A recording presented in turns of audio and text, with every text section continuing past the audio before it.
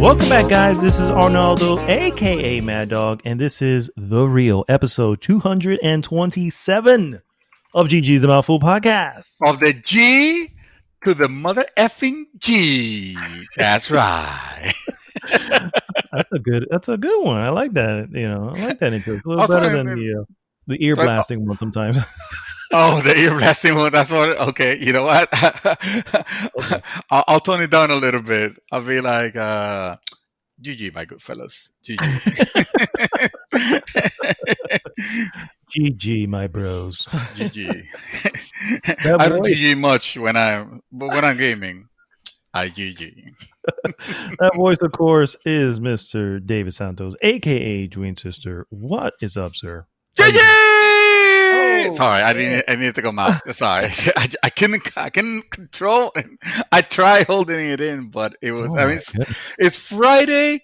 It is Friday, the time of recording, and it is a long weekend. So of course, it was gonna come out. Come on, all hot and heavy. With the excitement of hot and heaviness. Incidentally, the name of my new album. No, my new rap album. Gangster rap album. Somehow, I would have thought it would have been an R&B album with hot and heavy as being well, that's when I go solo. That's why.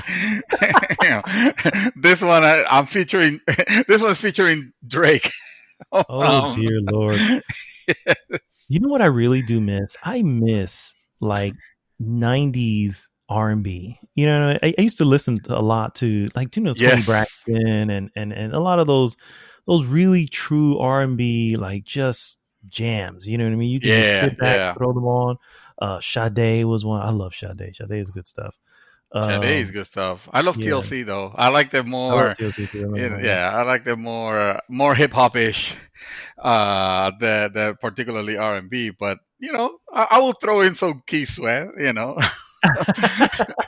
Keith Sweat is good shit, man. He's he has some good jams.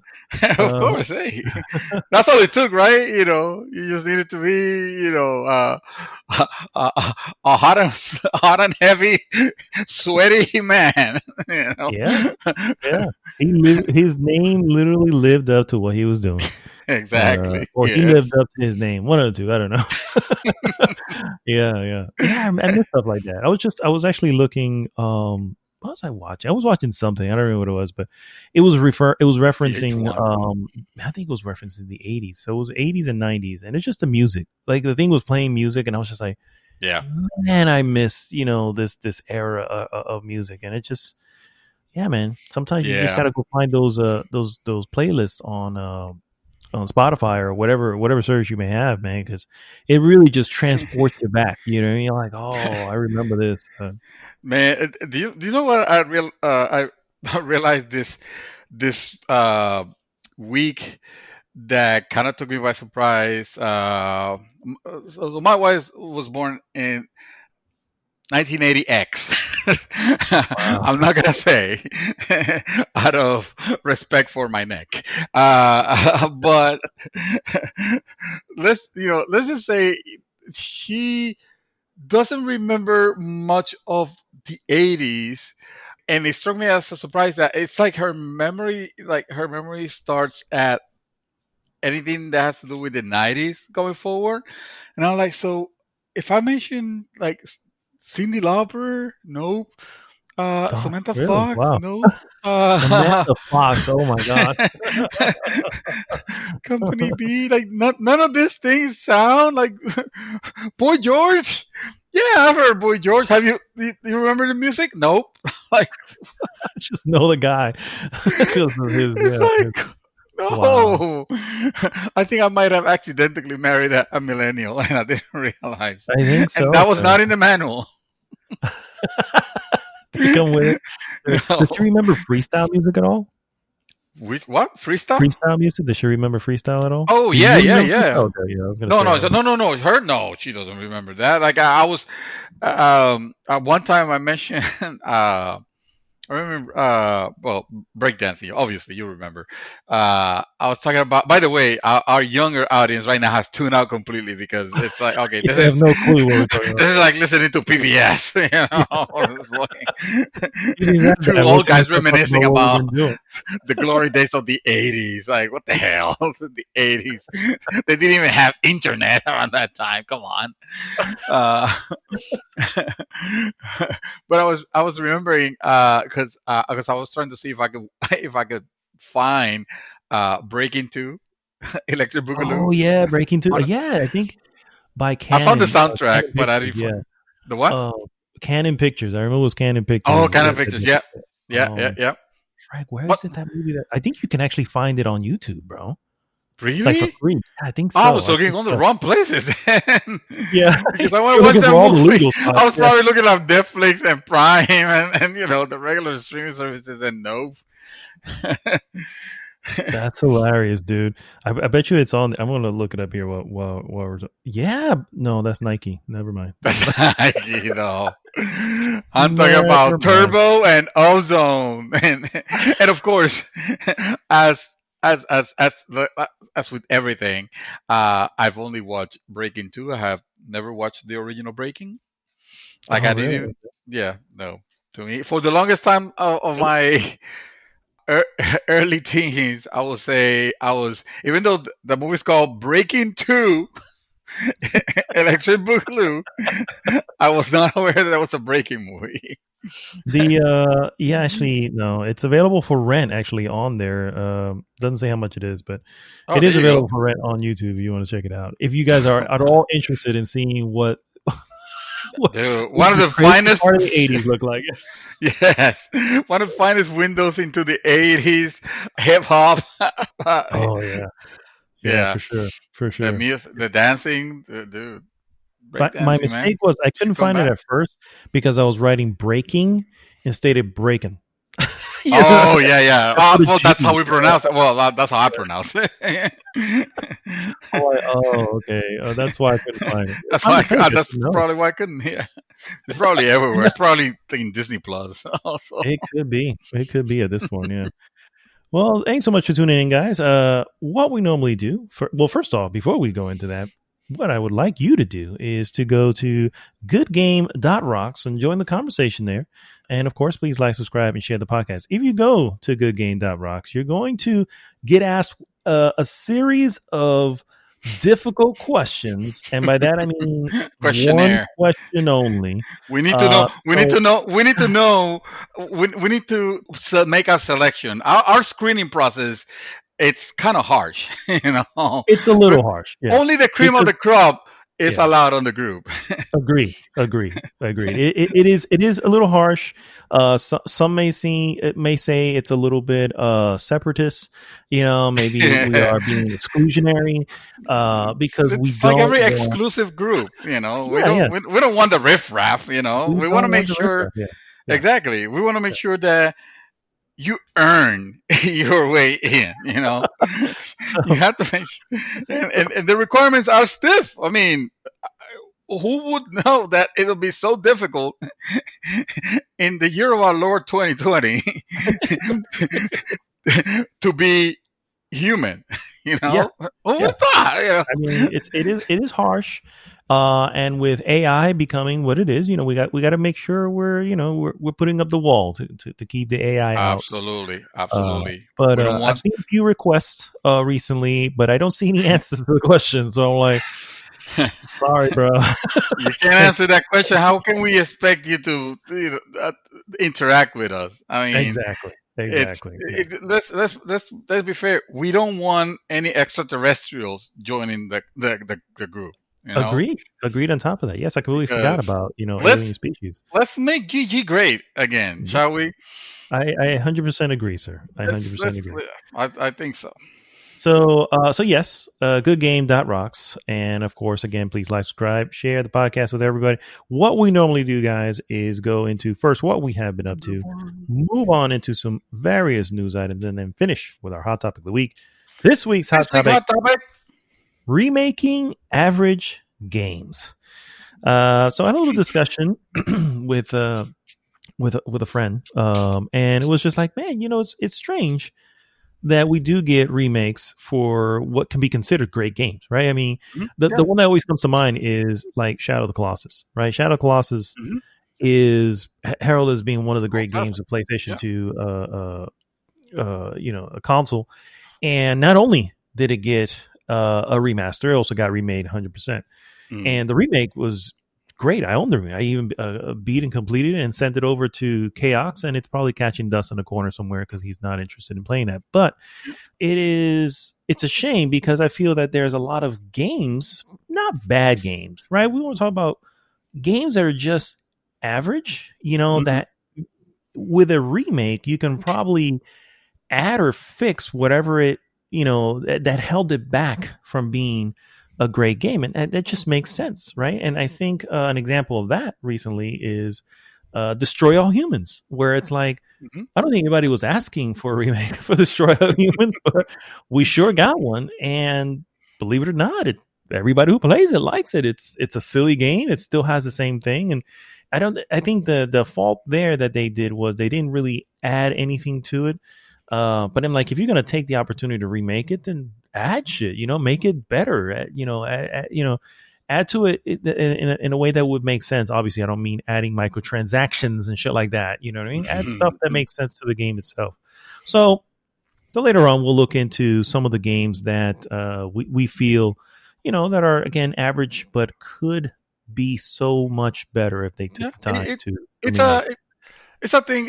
It's a thing that we're considering making into a segment, of course. And Aldo and we're gonna be the Fab Two, and we're thinking of calling the segment Weird Eye for the bad games. There you go.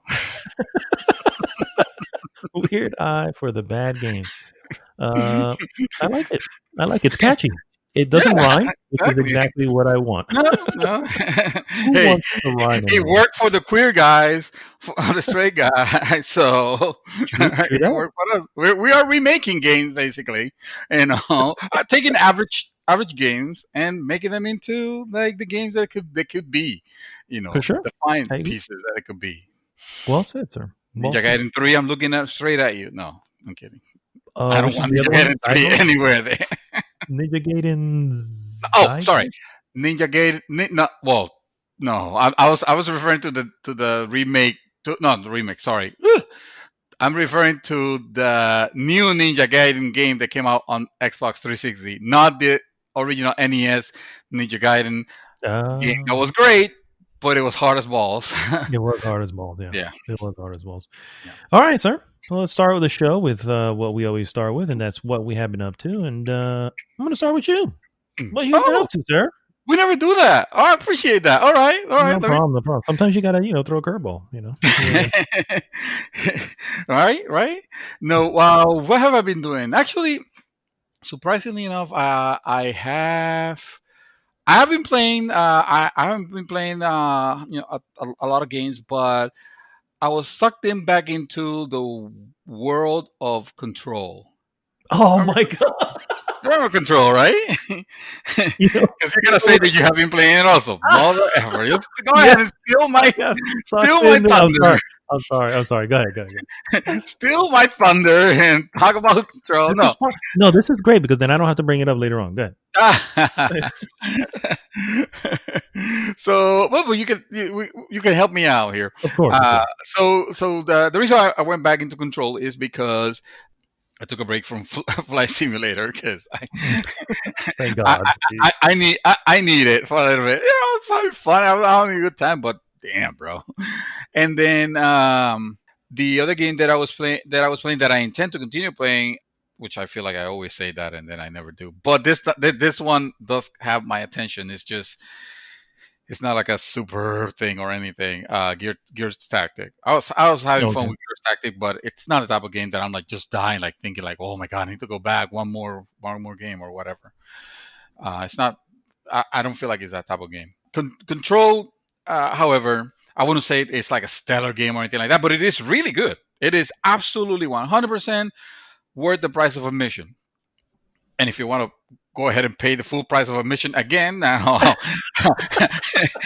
505 games will be more than happy to comply. The sad part is I'm playing it or was playing it on I got a base PlayStation 4, and like it or not, it doesn't run horribly, but it does have its issues. And part of me is like, I really, really want to play this game the way it should be played with Basically meant to everything. be So played. Jeez. yeah, and a part of me is just like, you know what? I might just bring up for $40 to buy the whole thing again. I just might do it. You Wait a know what I minute. mean? Wait. What do you mean? Like, how does buying the whole game again improves the performance?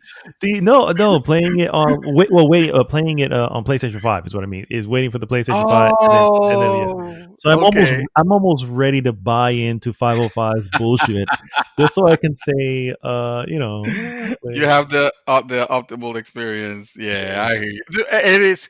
I mean, first of all, I'm playing it on PC, so as you can imagine, I have, and it's a game. It's one of the games that actually did RTX very well. The implementation, even the card that I have is not like the highest end RTX card. It's like the one below it, and it runs it real good. And a 60. I make sure that I tweaked everything to where I was always make sure that it always kept a 60, and it feels fantastic. So yeah, I would say, unfortunately, unless you haven't played it before and this is your first chance, then you get the chance.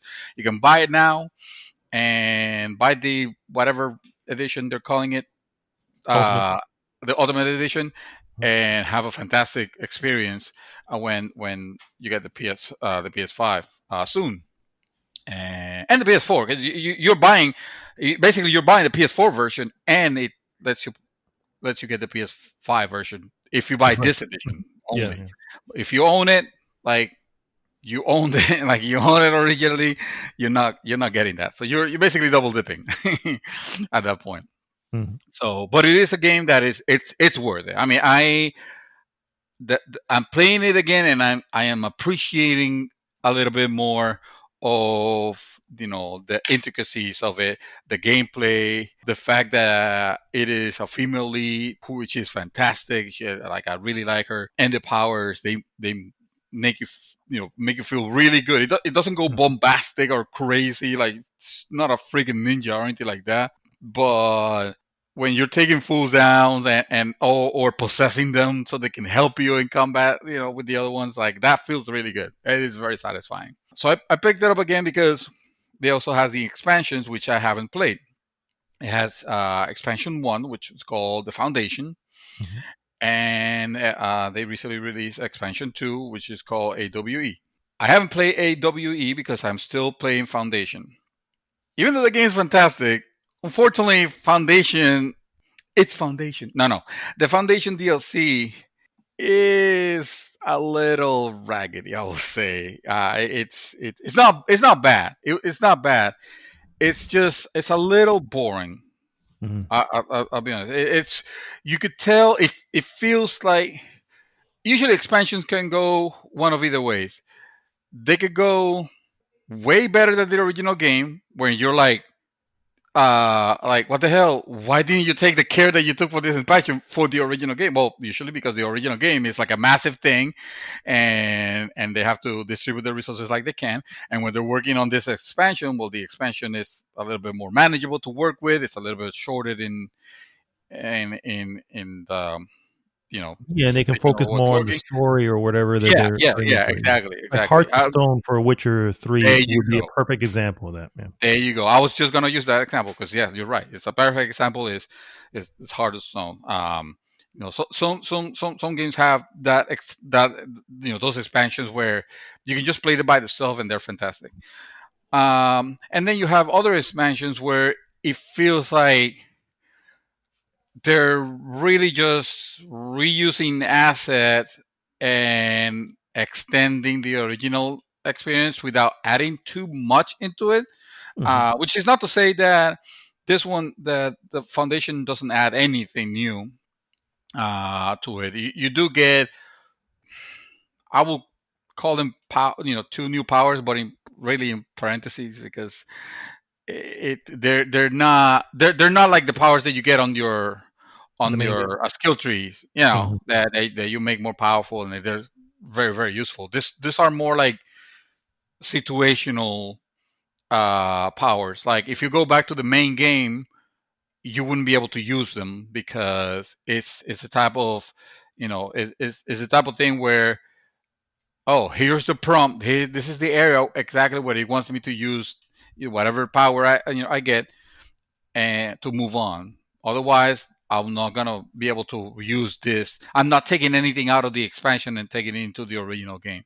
Hmm. So and the story, like, again, I haven't beaten it just yet, but I can see where it's going, and so far, nothing has happened that has like really like wowed me. Like the Okay. original game has its moments where you're like, Has oh a shit, lot this of is those moments. amazing, Yeah. you Hmm. know.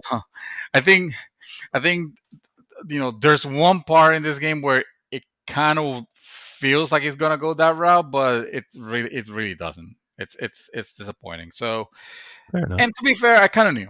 I knew going in that this particular expansion, the foundation, wasn't gonna be like phenomenal or anything like that. But hey, if you get it as part of the as the of the expand the full, what's it called, the ultimate edition, Hmm. then it's fine. It's totally worth it. It's more control. you know, Hmm. I, I'm hoping that they get to discover a little bit more about the stuff that happens on the original game, rather than, oh, this is meant to have like a separate episode, like a separate story, and it's completely inconsequential to the events of the original game. Like I would hate to be, for the story to go that where, because then it'll be, then what, why make it, like, what's the point? Yeah, for sure. The other one that I'm looking to forward to playing, which I've heard much better reviews of, is the AWE one, and Hmm. that is because that one supposedly uh, makes some ties to the Alan Wake. yeah, I was gonna call it the Remedy, the Remedy game universe, with its The other fantastic RGE. game. Oh, RGU. Yeah, there you go. RGU, yes. With the RG, I can't even say it, which is Alan Wake. And man, let me tell you, if there's a game that deserves to be remade, but a proper remake, will be Alan Wake, because you need to play that. You need to play that game. I want to. But I want to. I can't. yeah, There's no way for me to do it. Maybe on PC. yeah, But but even other so, than that, that's why I feel like maybe an updated version where they can add maybe a little bit more, hmm, because the mechanics are fine. It's playable, but some people might find it a little monotonous, because it's just shooting and you have a flashlight. Like all the games have done that already. Many times. So that's why it needs like the little something. But that world, that whole the mystery is, if you like the mystery of Control, you will eat this one up, because it is fantastic. hmm. The thing with the writer having his nightmares basically come up. It feels like they have done movies about Yeah, about this. yeah. Well, it's clear that the movies certain movies are inspiring of. It's right, yeah. Oh yeah. Yeah. Oh yeah. Absolutely. Absolutely. So yeah, man. The Control continues being a great game. Who knew? What a surprise! What a surprise! Uh, I'm trying to think if I have played something else on major, but no, I think that's it. The other thing that I have experienced this week, ladies and gentlemen of the, of the I don't know how that goes. Uh, I have to come clean. uh, when I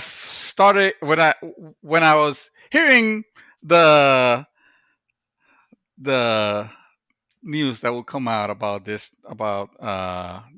item, I was like, okay, wow, here we go. Yeah, whatever, It wasn't until I sat down and watched the stream for the first time that my eyes were open, and I have been reborn into a believer. Guys, let me tell you about something amazing. And that is this week I had the honor and the pleasure of experiencing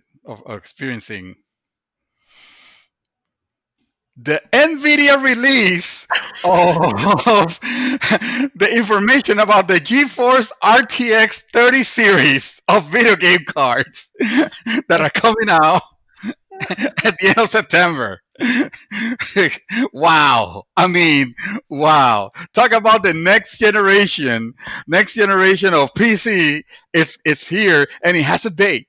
And that date is September 14, September 17, and October 4. And the reason why is that is because what the hell am I talking about, right? What is the GeForce RTX 30 series? Well, I'll let Arnaldo fill you in. Arnaldo, can you? I haven't the first clue. Exactly. He is speechless. He is speechless. I tell you why. I am so when I first started here, I own an Nvidia RTX 2080. Not the 2080 Ti. I'm not made of money, but the original 2080, and it has served me well. Like I was describing, I was playing Control, very well with RTX. It looked beautiful. And then they start the talks start the rumors start going about the next generation RTX card from Nvidia. I'm thinking like, oh, here we go. They're already talking about $2,000 graphics cards, and I'm like, this is ridiculous. This is ridiculous. This is pointless. I'm not gonna upgrade. That's the price of like a complete system monitor and desk and frigging the first month of the rent of your room. It's $2,000 for a video card. That is That's ridiculous. absurd. Yeah. And the reason for that is because when the original RTX came out, this card that I bought, it was $700, and the high end one, the cream of the crop one, which was a 2080 Ti, it was like $1,100, which was already. They're doing basically the phone thing, where every generation of phones, they try to push in the pricing more and more and more. So that's why I was like, no, I'm fed up. I'm done. If this is gonna continue going crazy, then fuck it. I might just not upgrade as much. But so he sits or he stands up in his kitchen, I guess. It was a weird stream because it was like it was in his kitchen. There was so many spatulas in the background. Like, I don't know what the point of the spatulas was, but whatever. I guess he was trying to show the cards as if he was taking them out of the oven or something. I don't know. And I'm talking about whatever his name is, last name Jensen, the Nvidia CEO. I don't particularly like him that much, but anyway, the thing is, he shows the card. He shows the first card is like the 3080, which is supposed to be the flagship, the top of the line. Then it shows the 3070, and then it shows the 3090, which is the 3090 is like, okay, this is the one with the ridiculous price tag, but don't worry, this ain't for you. This ain't not for, this is not for you. This is not the flagship. Just relax. If you want a game, you're gonna get this one, and this one, which has literally twice the performance of the expensive 2080 Ti, the $1,100 card, $700. Oh. Which it's basically the equivalent for my console brethren, so you have an understanding. That is the equivalent of Sony releasing the price tag of PlayStation 5 tomorrow and saying in PlayStation, and we know that it's going to be expensive because fuck, we have seen the power. It's PlayStation 5 blowing us away. You were already at the car. We have already called our banks and asked for credit line increases because we are ready to pay whatever. And then Sony CEO steps in front of the stage and say, "Oh, by the way, PlayStation 5 going to be $399," and leaves. That's the equivalent. That's basically Mhm. what happened here. That is basically like a one-to-one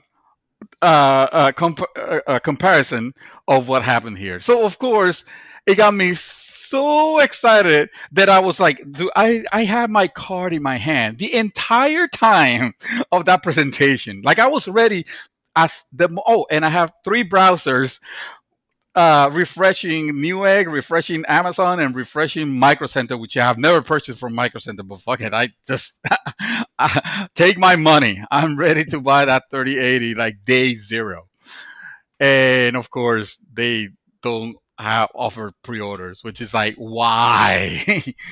Why? Of all the times that you have actually have pre-orders before when you announce your new card, uh, this might not mean much to you guys, but this is the excitement level is the excitement level that you get with a new console. You know, when it's especially when you are seeing when they're showing you they had Doom. You know Doom. You know Mhm. Doom Eternal. This shit was running 4K, 4K, not 60, but like 200 frames per second or close to it. It was keeping it like 180 frames per second, which is mastodontically ridiculous. Had to admit, you had to admit, it is. It just go. It's not even bananas. It's tomatoes at this point. The amount of power they're offering, and they're asking for less money they than when they released the flagship card before. And and if the cards from before were kind of like, oh, this has RTX, but it's not really doing it very well because it's RTX, but because it's RTX is so power intensive, it's only gonna be like 30 frames per second. Like that happened, I believe, at the beginning with Battlefield 5 RTX. It was like it was a ridiculous performance hit. Nope, you got none of that. You got your 60 frames per second are literally guaranteed in this thing. And if you're still using um, a 1080p monitor, then forget it. Then you don't need this fucking thing. You might as well you can wait for the 3070, which is the one that's coming in October 4, and the pricing on that one $500. Nice. $500 for for that card, a card that it's already beating the 2080 the 2080 Ti. It's ridiculous. It's ridiculous. Anyway, um, I'm not gonna turn this into the PC podcast, but I did want to share with you my excitement of it I saw. because I saw. Believe it or not, even though I can care less, but I did actually see some information. I think it was Digital Foundry had some information that they were looking at, and I happened to be on a video for them, and I was like, oh, okay. Oh, that but looks good. Okay. I tell you why this should be exciting is because this means like even no, you're not a PC gamer. You could care less about PC gamer, but this is how it benefits console gaming by proxy. If they announce the prices of this that low, you know, I mean, relative speaking, I know $700 is nothing to sneeze at. It's $700 is a big chunk of money. five Mhm. hundred dollars is a big chunk of money. I'm not devaluing that. I'm just trying to compare it to last year, where the prices were ridiculous, and we thought, okay, well, now it's gonna become a real commodity, like exclusive members only type of thing where nobody's gonna be able to afford it. Um, Pricing it this way, first of all, it puts AMD, which is Nvidia's competitor, in a horrible position. I mean, they're fucked right now. They are. off the ass with it because they have a card. They're coming with a card. They're coming with their version. Their version actually is the version that will be powering the next gen consoles. It's the same architecture, RDNA 2, or they call it Big Navi. This is your guys' video card that's gonna be on console. Of course, it's a derivative version of it because it's for the consoles, but it's that card basically. It is that same architecture, that same platform, if you will.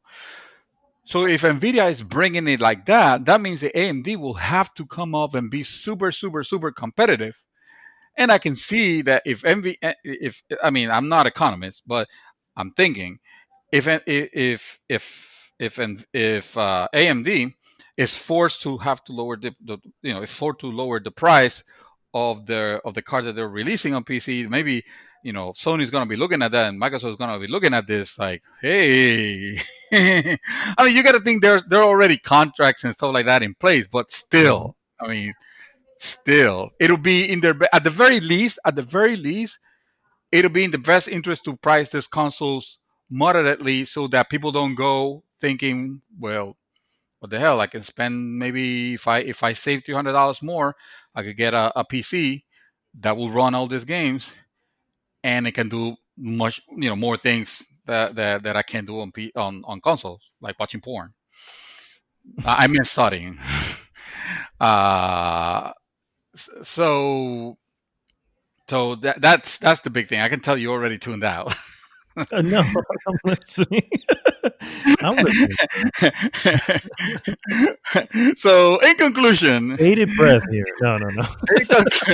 in conclusion, look for. I mean, put me your prayers that I get actually that I'm able to to get one, because I feel like on the day of release, especially that 3080 when it goes on September 17th, it's gonna crash some websites. Yeah, for sure. Unfortunately, they're gonna run out. Ridiculous. And yeah, that's pretty much all I've been doing. Oh yeah, and I also watch Hamilton. Okay, back to you. All right. Yeah, you have nothing else to say about it? Sure. I too actually have watched Hamilton. I'm kidding.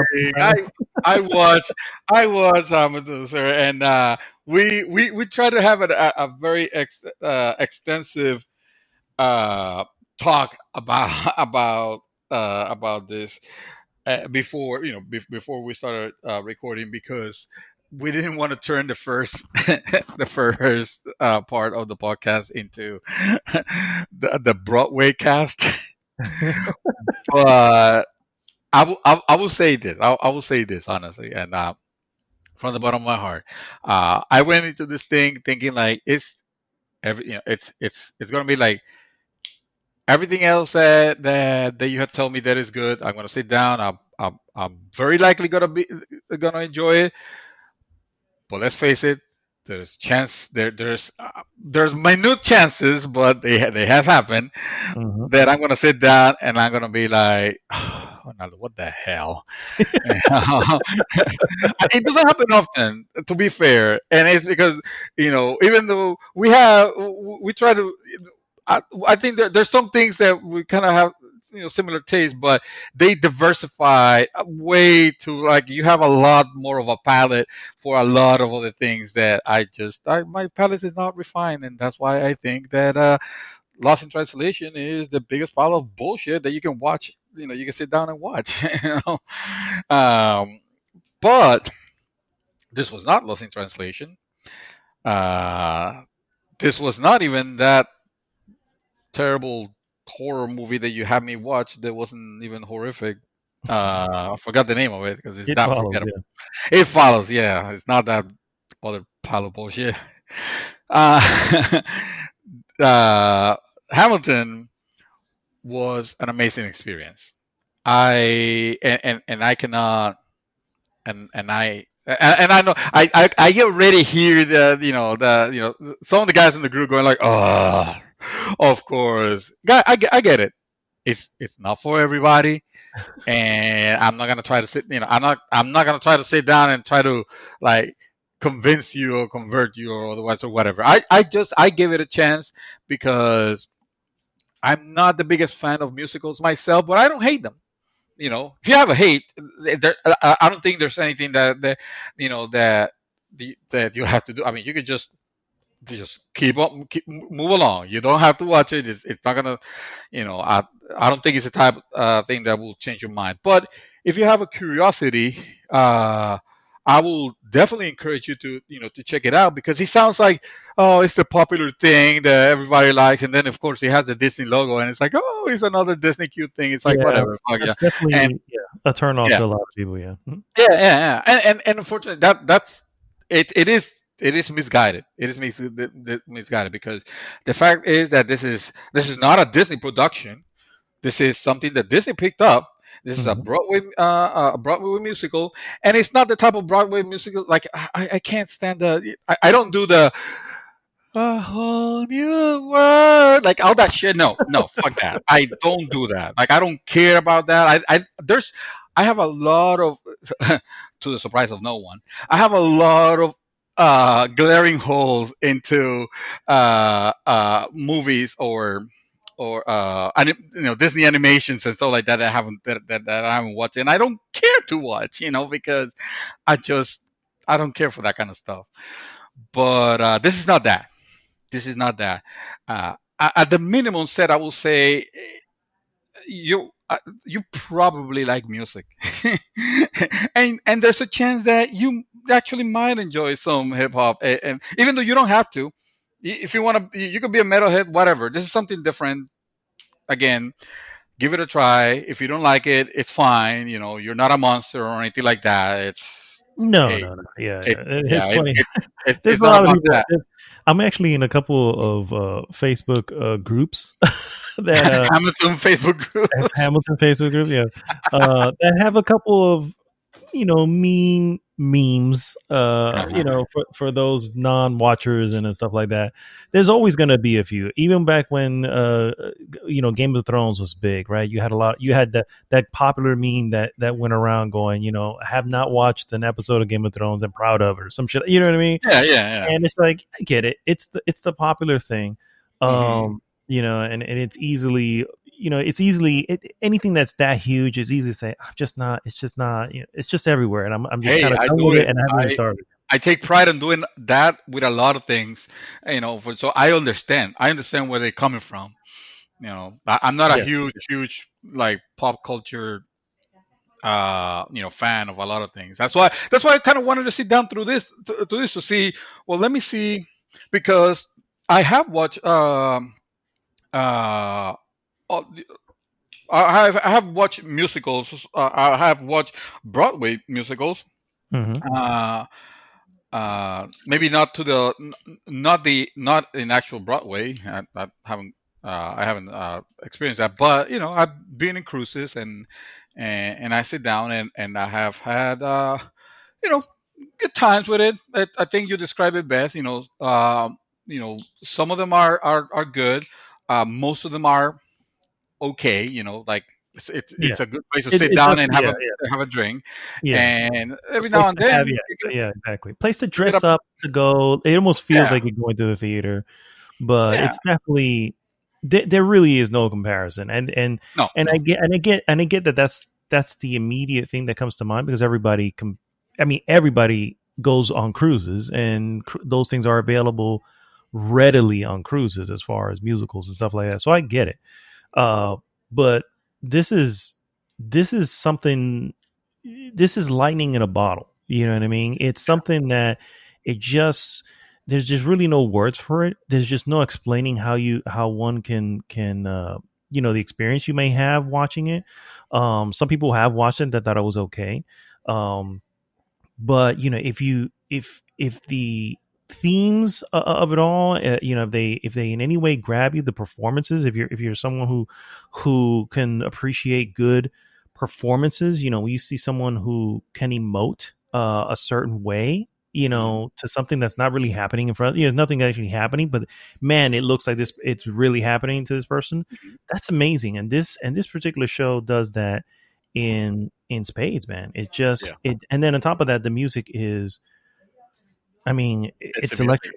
You know what I mean? It's It's the electric. music. Yeah. It is. They have every tune. It's made to be something that you will remember and you'll sing after. It is. They're completely memorable tunes. Uh, the sound, of course, being a musical. Uh, the musicals that I have experienced have usually been the ones that is mixed with theater. That is mostly theater, and then something True, happens, true. and Yeah. that's what they jump into, which my wife absolutely hates. This one is not. This one is not that. This is song after song after song after song for 3.5 hours. Is it? Is it three and No, a half? No, 2.5 hours. Two two and a half hours and hours. 40 minutes. Yeah, yeah. Oh, there you go. 2 hours and 40 minutes. Yeah, thank you. All right, all right. Sorry, I took a long intermission. So, um, so and it's not stop. You know, it's music after music. However, you would think that that would be dreadful if you were expecting like, well, I just want to see the acting, but no, it works the complete 180 opposite way. It is enthralling. It is super interesting because not just what's happening, but how they put it in lyrics. It's and acting it at the same time is it's phenomenal. Yeah. It is great. We said that we were gonna do this, and we're I know, I doing know, it. I know, We I know. better. I better. We'll I wrap it up. better. Let's just wrap it up. Yeah. Yeah, yeah, yeah. You know what? In short, Hamilton's Hamilton. awesome. It's It's all $7 right. for Disney. Yeah, Yeah, yeah. do it. Yeah, exactly. I give it I give it easily and without exaggeration an 11 out of 10. It is Oh, nice. the thing that I have enjoyed the most since recent memory. And I don't, you guys know that I don't do this. I have already watched it twice since Tuesday, and today's Friday. I watched it twice, and I have listened to the soundtrack from top to bottom once. So that counts as a view also. Considering that everything, hey, everything's a song, and on top of that, the soundtrack is exactly in the order of the thing. So it's like you're listening to It's it. like, yeah, yeah. Your mind goes back to the acting, everything that happened. Yeah. I don't think you can sit down 15 minutes on it and just make judgment of it No, because no, no, for sure, for it's sure. not Because it's even not that it's not that thing. Yeah, because even when I saw it, all right, I'm gonna move on. But I'm just saying, even your original impression of it is like, oh, this is different, and but it got its claws in. I'm over 20 times that I've seen it already. There's just the film. You know what I mean? I'm not even gonna start counting how many times I listened to the album, but just the film, it's been over 20 times easily. And you you sent me a message, I think yesterday, and you're like, this is your fault or something like that. Something like, and I'm looking at it, you sent me the image shot of the intermission, and I'm like, yeah, I'm not doing anything in the moment. Let me just throw that on. So I just threw it on, and I was like, fuck it. You're like, no, don't mind if I do. Don't mind And if I then do, you yeah. watch So it's just that it is really that good. And on top of that, like I said, it does go over history, which a lot of people are like, oh, it's not, it's not. No, yes, there's some artistic liberties that are taken, but nothing taking away from the major moments yeah, of the life. You know what I mean? yeah. So it's very interesting. It made me like listen to the audiobook from Ron Chernow, who the creator read and got the inspiration for this thing, which is over 800 pages of Wow, I did and not I'm know just like, that. yeah, it's a hefty book. And I listened to the entire thing, and I was just like, I can't believe half of this stuff even happened, and this is like Yeah, real, I even started looking up like the Reynolds pamphlet. Like you can Google yeah. the Reynolds pamphlet and you will find the Reynolds, the actual what it looked like and how it was distributed. It was like, I cannot believe he would do this to himself, but yeah, yeah. So anyway, moving on. Yeah, I, let's. I assume For I the, haven't for the love. other than that, I haven't really watched anything else. But I have played a few games. I did play Control. I went back to Control, and I really did it so that I can kind of get back into it and play Foundation. and I actually had the game saved in the cloud, but I started from the beginning, and I actually ended up fucking myself over, because what ended up happening, like, I was playing it just enough so that I can kind of get used to the controls, and then I was just going to jump into the old file and jump into Foundation, which I already own. I actually own Foundation. I bought it shortly after it came out, but I just haven't come back to it. And I screwed myself because I ended up overriding my cloud save with my current save. So I was just like, OMG, son of a bitch. And then the messed up part is that I was like, not only did I do that, when I realized it, I was like, well, I might as well just continue playing the game. Well, unfortunately, it only cloud saves when you shut off the system. It'll send the cloud save. So the hour and a half to 2 hours that I was playing this particular session, when I decided to go back, were now gone. So now I have an earlier file from there. So I'm like, I just lost 2 hours. I don't have my old file, and I'm just like, oh my god. Some might say comedy of errors, you're trying to break control, but you don't have a lot of control in it. I did not. It was controlling. It was not controlling correctly. It was yes, a comedy of errors is what this was. And I was just like, and then at that point I was like, you know what? And I was enjoying it. So it wasn't, I was like, man, I really, really like this. You know what I mean? I told you this was one of my game of the years. It wasn't the game of the year, but certainly up there. I think that story is without the reveal, no comparison to the reveal. And I obviously won't say what it is here, but the BioShock, if you take away the BioShock reveal moment, I think Control and BioShock would be two extremely interesting worlds with wonderful environmental storytelling and all that stuff. The one thing that Control, I think, lacks is that holy shit moment. You know what I mean? From BioShock. It doesn't have that, although it does have great moments. But it just doesn't have. And on top of that, technical issues kind of hold it back a little bit. But I think you put those aside, I think those Control really, really is good. And I was enjoying the heck out of it. But because it did that, I just got disheartened. I was like, fuck it. I just took it off my system. I was like, I'll come back to it eventually. You know what I mean? And that's what I started saying. You know what? I'll probably just do the PlayStation 5 version. Just do it all at that point. At least I'll have a better running version, and that should be fine. Yeah. That's the way you motivate yourself to actually play it from the beginning. Yeah, so you sound a little far, just to let you know. But here I am. Ooh, yeah.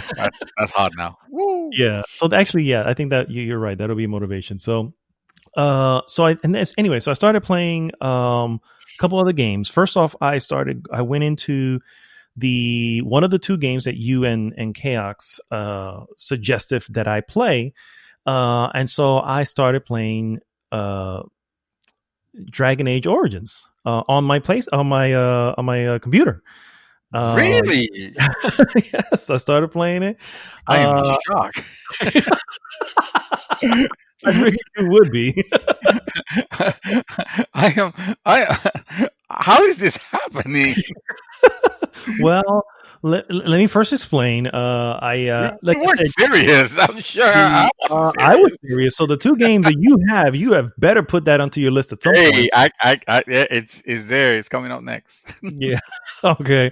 So anyway, I started playing Dragon Age Origins, and I'm playing this on Steam, and I'm like, okay, and immediately I'm like, okay, you can tell, it's aged. It's like, okay, this is obviously from a little while back, and I'll say. So I ended up before Mass Effect 2, I want to say. Yeah, I think so. Yeah. So I selected being an elf, a male elf, a warrior, and one from a what? A hunter? A melf. Because he was a male elf. A male elf, yeah. Well, because you can choose female. That's why I say male elf. But yeah, an elf warrior from the city. And so that's my starting point. And I just met Duncan, and he's taking me over to the city. I can't remember how it begins with how it's pronounced, but it begins with an O.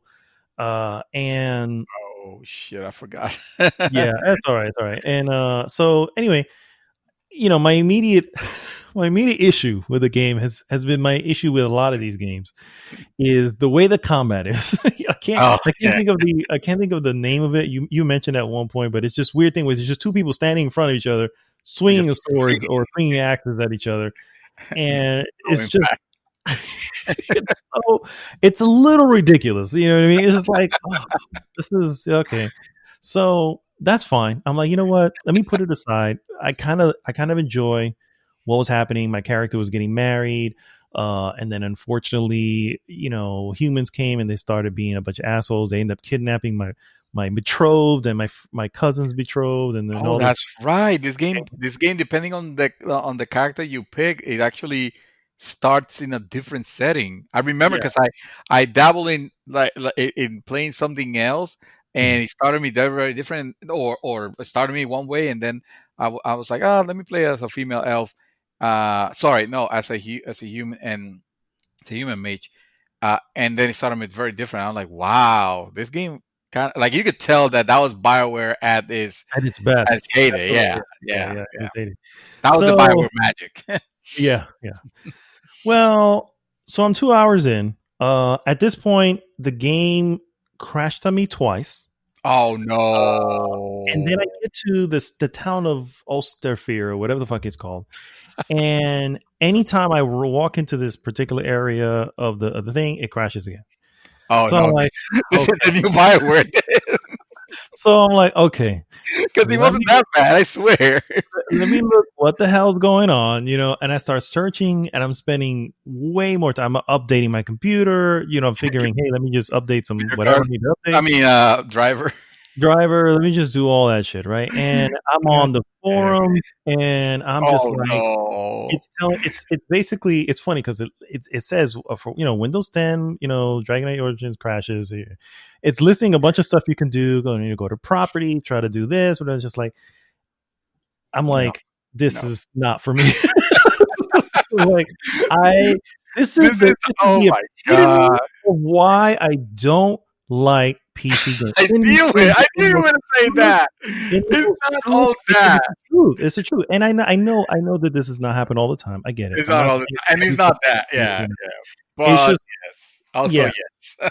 So Also, that is exactly how it I is. still have it installed for the record, and I'm gonna look a little Oh, further to see what it could be because I'm again that little bit of the at the beginning. I was just like, I like this. I like the different things you can say, the conversations, the conversation choices you can do. I was enjoying all of it, even though I don't care for the battle. And it's like that's yeah. fine. If I could just get past that, maybe if it's an engaging story. I've played other games that the gameplay is crap, but I continue with it because the story is actually good.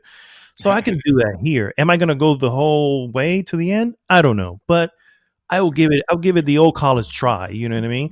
Yeah. But then it just kept, and I was like, oh my god. And then of course every thing, it just That is heartbreaking because talk about a good, a game with a game that could actually give you like, dude, I love this game so much. I read books on it.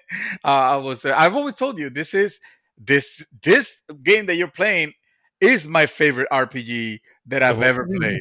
Yeah, Yeah, you tell. this is it, and you're experiencing it, and then you're experiencing this crashing that this stuff, and it just breaks my heart. It's It's I'm like, like I said, I will look further. I'll look to see what could possibly be oh the my reason god, why it's happening. I'm so sad. But it was, in essence, I was not happy, and I was just like, come, like it did it twice, and luckily for me, I was staying. That's the other thing. It doesn't auto save. You know what I mean? I was just like, if I'm in a new thing, it's happened. I see the little circle thing. I'm like, I'm assuming it's auto saving, right? Because 2020, Yeah. it's just assuming, right? But that's not the case. It's not auto saving. So whatever it's doing, it's loading. I assume is loading some area or whatever. But I learned the hard way. It's not auto saving. So I had to, kind of do some stuff over again. And I was like, oh, that's fine. I'll whatever. And because it didn't happen often. At that point, I was saving all the time. I'm like, all right, lesson learned. I'm gonna save all the fucking time. so, so, Oh my god, and I then I feel get to like this somebody town, and I'm just like, ripping my oh ribs one by my one. god. It's just, dude. I'm not gonna lie. I'm bummed. I'm bummed because I'm like, man, I can't deal with this. I'm gonna still look for. It's funny because I was on one of the forums had someone from BioWare put in, oh, here's a couple links that may help out, and I go to one of the links, and all it is a bunch of people saying the issue, and even one person that goes, so nobody has an answer. Like, this was a waste of like 40 minutes. Okay. You know? Oh my god! So you literally had you experienced, for someone that it's just you went ahead and dabbled on it. You had the worst of the PC gaming experience, like the outright worst way to experience it. And now I feel like your whole thing, your whole belief is gonna be tarnished. No. I to be first. To be completely, I mean, I've played other PC games, you know what I mean? Nothing big like this. Well, that's not true. I played I was playing Fallout 3 for a little bit. I think you gave me the entire box set or something like that, or somebody gave me the entire, I thought it was you, but anyway. Yeah, because I have like one through and New Vegas. New Vegas, and yeah, I have a bunch of them. But anyway, and I played a little bit of one. I was like, oh, this is cool. I like the old one and all this. And they ran fine. You know what I mean? And I was like, okay, these are running fine, you know? So I'm pretty sure there's just an issue with EA and BioWare's, you know, just having this issue clearly because they're even aware of it. You know, so I'm like, yeah. Anyway, so I will continue to try. You know what I mean? But I got to tell you, if I can't move the needle much, or if I'm not getting whatever, I'm just gonna say I'm done. You know what? I'm afraid that of what could happen. You can forever think that this is PC gaming, because I'm not gonna lie. At the end of it all, absolutely, consoles is the way you go when you want to have the stable stable as far as not crashing. Experience. Every console is done the exact same. They don't have to worry about different version, different hardware, stuff like that. So that's where you want to go. PC, you can stretch your legs a little bit in the performance, depending on what you're running, also, because you could actually hinder yourself also. But again, I feel like your computer would have been well enough. And correct me if I'm wrong, but I will assume that when you're playing, you're playing on a decent frame rate and speed, and nothing is. No, I'm not raising up anything. The only thing I did was make sure that the resolution was up, so they filled the entire screen. Oh yeah. You want to have it full screen because it defaulted to like 800 by something. I was like, why is it defaulting to this? Oh no. I was like, no, let me up this. But that was that. I didn't raise anything else. And like I said, it looked fine. It wasn't running poorly. It was running fine. You know what I mean? So that's the only issue. I not only because it destroys any hope of you ever appreciating PC gaming, but also you're having such a bad experience with a game that it's you might not see it yet because you're very early on it, but it becomes something special. It is really good. I can see some of that. Like I said, just from that initial. The initial thing that caught my attention was like, "Ooh, this is okay. I like where this is going."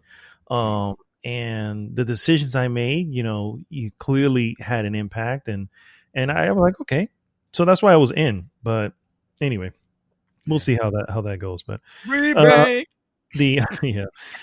next game that I played, actually completed, was a game called Pinstripe. Obviously after my PC kerfuffle with I was like, let me just go back to my good old indies. Let me go to some place I'm safe. I feel at home. When I walk in, they go, Norm. That's that type of feeling. So Pinstripe is it's a side-scrolling adventure game. You basically play a priest whose daughter gets kidnapped, and you're basically figuring out puzzles. Gets kidnapped by this character called Pinstripe, which is a little ghostly figure. And you basically you end up almost going into hell, and it's not very long. I think it took me maybe 3.5 hours. Puzzles are not like your old adventure game type puzzles where you put all these weird things together just to get somewhere, but it could be, some of the puzzles can be a little challenging. It's beautiful. It has that weird Nightmare Before Christmas look to it. Not 3D look, but just kind of that the animation kind of feels like it. Yeah, and skinny characters. Yeah, the really skinny characters, like you can't see feet, but their feet goes down to like this tiny little spike. Yeah. You know what I mean? I'm looking gameplay now, and for the Switch, right? No, actually, I played this on PlayStation 4. Oh, it's on everything at the moment. Yeah, you can play it anywhere. It came out to PC probably 2015, and I think it came to PlayStation and Xbox probably a few years ago, and I think recently it just came to Switch. But anyway, I liked it. If you like that type of game, again, it's a puzzle platformer-ish type game. Not a lot of platforming, but still, there's but I like the music again, and I like the visual aesthetics of it. It was pretty cool. A little bit of Limbo aesthetic. A little bit. Yeah, I can definitely say that. I can definitely agree with that. Yeah. And then the game that I've started playing today, and I am really enjoying another indie, if you will. It's a little title called Felix the Reaper. Felix the Reaper. And watch out, Chaos. There's a competition for the Reaper here.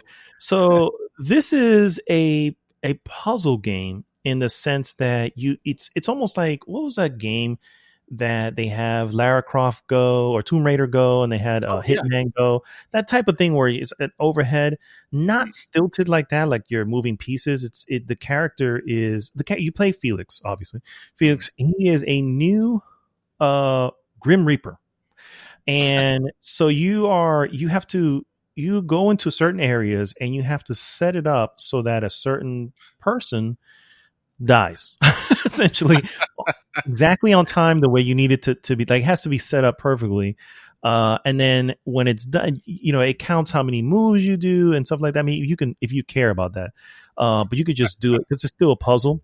The difference is you control how the sun hits the area, but you can control it so the sun moves, because you can only stand in shadow, you can't stand in the sun. And so you move the shadow so you can move pieces around, and then those pieces contrast the shadow. Yeah, and so then your character Felix, for some reason, he loves to dance. Yeah, I was gonna say, he doesn't look so grim. He loves to fucking dance. So you see, he has these little dancing. He looks so funny. Oh my god, this game is friggin' adorable. It is. And then the reason he even joined to become a Grim Reaper is because he is in love with Betty. So he is part of the administration of death. And so, but Betty, who he's in love with, works at the administration of life. You know what I mean? So his hope, and the reason he's even doing this, is that he will eventually see her and win her over. That's the main story. But what you're doing in the meantime, great. Yeah, it is a lot of fun. The music is actually pretty good, because you're hearing the tunes that he's listening to. No wonder I was like, why does he have that art style, but he's wearing headphones? Yeah. Whenever he gets to an area, he puts his headphones on. It's like almost him. He's playfully putting everything in place to eventually kill this person, but he's trying to be as hands off as possible. He's like, I'm just doing this, whatever. Doing my job. Yeah, he's doing my job. And it is really adorable and also challenging, because having to get it to set up so that everything goes the right way, figuring out what you need to move to create a specific shadow so you can start walking a particular direction. It's actually pretty can be challenging, but it's a lot of fun. It's a lot of fun, and like I said, the art style is very original. Really, really dig it, and so yeah, that's what I'm playing now. Ain't that crazy? I'm looking. There's so many gems that people just don't know about, or they discard because it's not. I hate to say it this way, but it's just there's no better way to say it. It's not the Call of Duty, Yeah, yeah, or it's yeah. not Destiny, or it's It's not your not AAA game, is what you it's mean. not Yeah. your AAA shooty whatever. And I'm guilty of it. To be honest with you, I'm saying it most because of out of guilt, out of the fact that sometimes I complain that, man, I have so many games and I don't find anything to get excited to play for, or I'm looking at games like frigging Gears Tactic, which again, it's a good game, but it's not fantastic, or at least not yet, and, and you might miss on gems like this where it doesn't have to go crazy, explosive, or crazy realistic graphics or anything like that. It just needs to be fun. Yeah, yeah, And exactly. what I'm seeing here is like, oh yeah, this looks incredibly charming and potentially a great experience. Yeah, yeah. And it doesn't I don't think it's a long game either. I'm pretty sure I couldn't tell you right now, but I'm pretty sure I looked at it and I was like, "Oh, okay, this is," because that's what I'm, how I am. I'm obsessed with time. So I kind of like the reason I played Pinstripe, and I was like, I knew this was not going to be a big investment, and it wasn't. 3.5 hours, I think maybe 4 hours, I was done. And I got what I needed out of it, and I was like, it was good stuff. Moved on, and I think this one, I think this was a little longer than that, um, but still, it's not a huge investment of time, but at the same time, it's so unique and and original that I'm enthralled with it. I'm just like, I love when I play, and I have some video which I took of it. I'm gonna see if I can upload and share so some people can see it in action. Mm. But it's just humorous, it's fun, it's playful, and and then on top of, like, I mean, more importantly, everything, it's just fun. It's just fun. It's a Yeah, fun game to play, and I don't have to worry about it being 100 hours, and yeah, man, I need to grind here to get this, and then it's like, no, this is just a fun time, and then move on to the next thing when I'm done, and so yeah. yeah, for sure. And then but anyway, that's all I've been doing.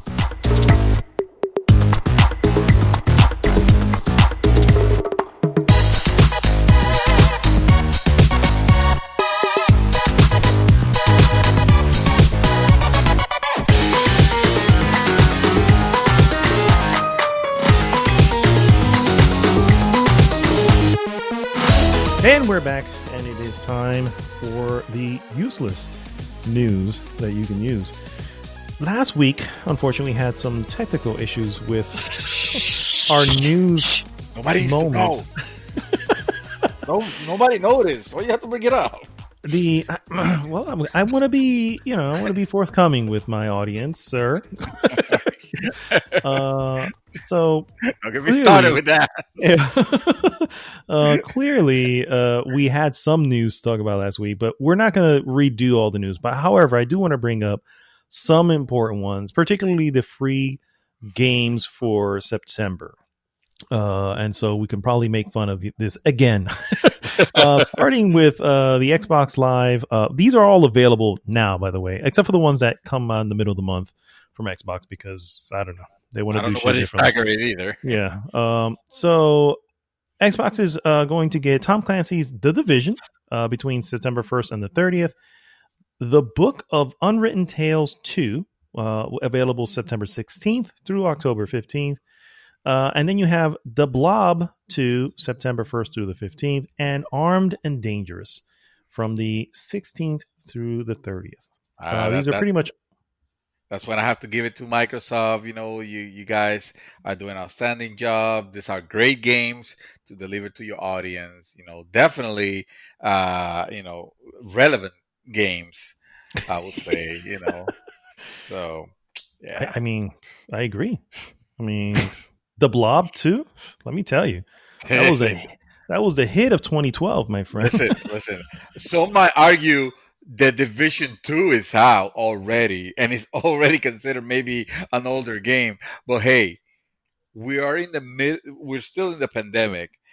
What better way to spend it than playing a game about the origins of the pandemic that annihilated a lot of people in New York in the division, the original division. The It original. That's quarantined the right. entire, state of New York. So why not relive it? That game from 1974, I think it was. Oh no, no, Hmm. no, no! It was in 2014 or 15. I don't remember. Whenever the division came out. Whenever, Yeah. Thank you, Microsoft, for whenever. letting us play that gem again. Let them eat cake is Microsoft. That's how they're looking at it. On the PlayStation front, we have two games. The first one will be Street Fighter Five. Again, these are available already. Street Fighter Five, and PUBG. I don't know. I think it's a toss up on both ends here. Hey. Street Fighter 5, it's a Street Fighter game. All right. And PUBG, I That's all we have mean, to say about it. It's a Street Fighter game. Street Fighter 5. No, and also it's not Street Fighter 5 is not bad. It's just that it shouldn't have been released the way that it was released. That just tarnished the name so badly that from that point forward, like people didn't care. Like right now, what I'm hearing with the arcade dish or whatever is the version that it has a ton of characters, a ton of new Hmm. characters. Yeah. Um, and I don't hear the excitement over it. It's like, man, Street Fighter. Uh, you remember the Street Fighter was absent for a really long time Hmm. until Street Fighter 4, and then Street Yeah, Fighter from three to 4 came four out. was a huge It huge was leap. huge. Yeah.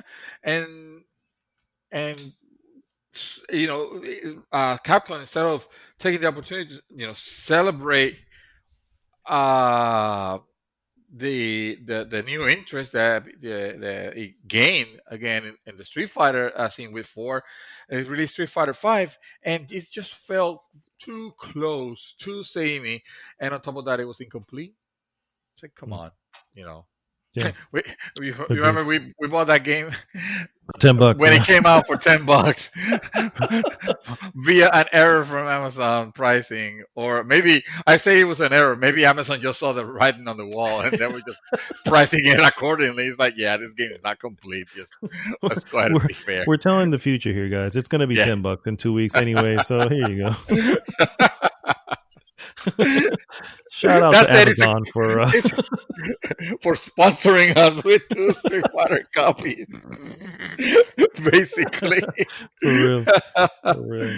That's awesome. Oh shit! Remember back in the day where Amazon used to give you amazing incentives for pre-ordering the games. Like I Yeah. remember, $20. You get Hmm. you pre-order a game with them, they give you a $20 credit for your next game. That was ridiculous. And there were some games that I completely bought just on those bonus, that bonus money alone, and it was because Hmm. they were really, having a fight with GameStop, I think it was the name of that company or that store that used to. I think they're still out there, but anyway, back when you had to go to a place to buy your games, GameStop was inviting with Amazon, or Amazon actually was bringing in the fight to GameStop, and Hmm. of course that's the way they incentivize. That's how I ended up switching completely from, with GameStop. I always get either scammed into getting an extension of the pro of their magazine subscription, or I will get pre-orders that will never be fulfilled because they knew how to take the pre-order, but they didn't know how to hold the pre-order. Yeah. So, Yep. and stuff like that. And with Amazon, it never failed me. The worst that could happen was I got the day 1 day later. It's Hmm. fine. So yeah, Amazon, they get the job done.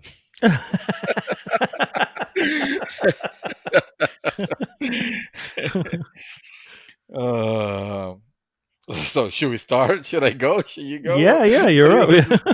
What's your Okay. Oh, piece, that's man? right. We started already. Yeah. Um. Well, shit. I wasn't. I was ready, but I was not ready. Okay. So I'm not. I'm not gonna delve into this too much. I already spoke about it. I believe in length at the beginning, but I might have missed a few details of the actual news, which is the fact that, like I mentioned at the beginning of the show, Nvidia announced new GeForce RTX 380 graphics cards.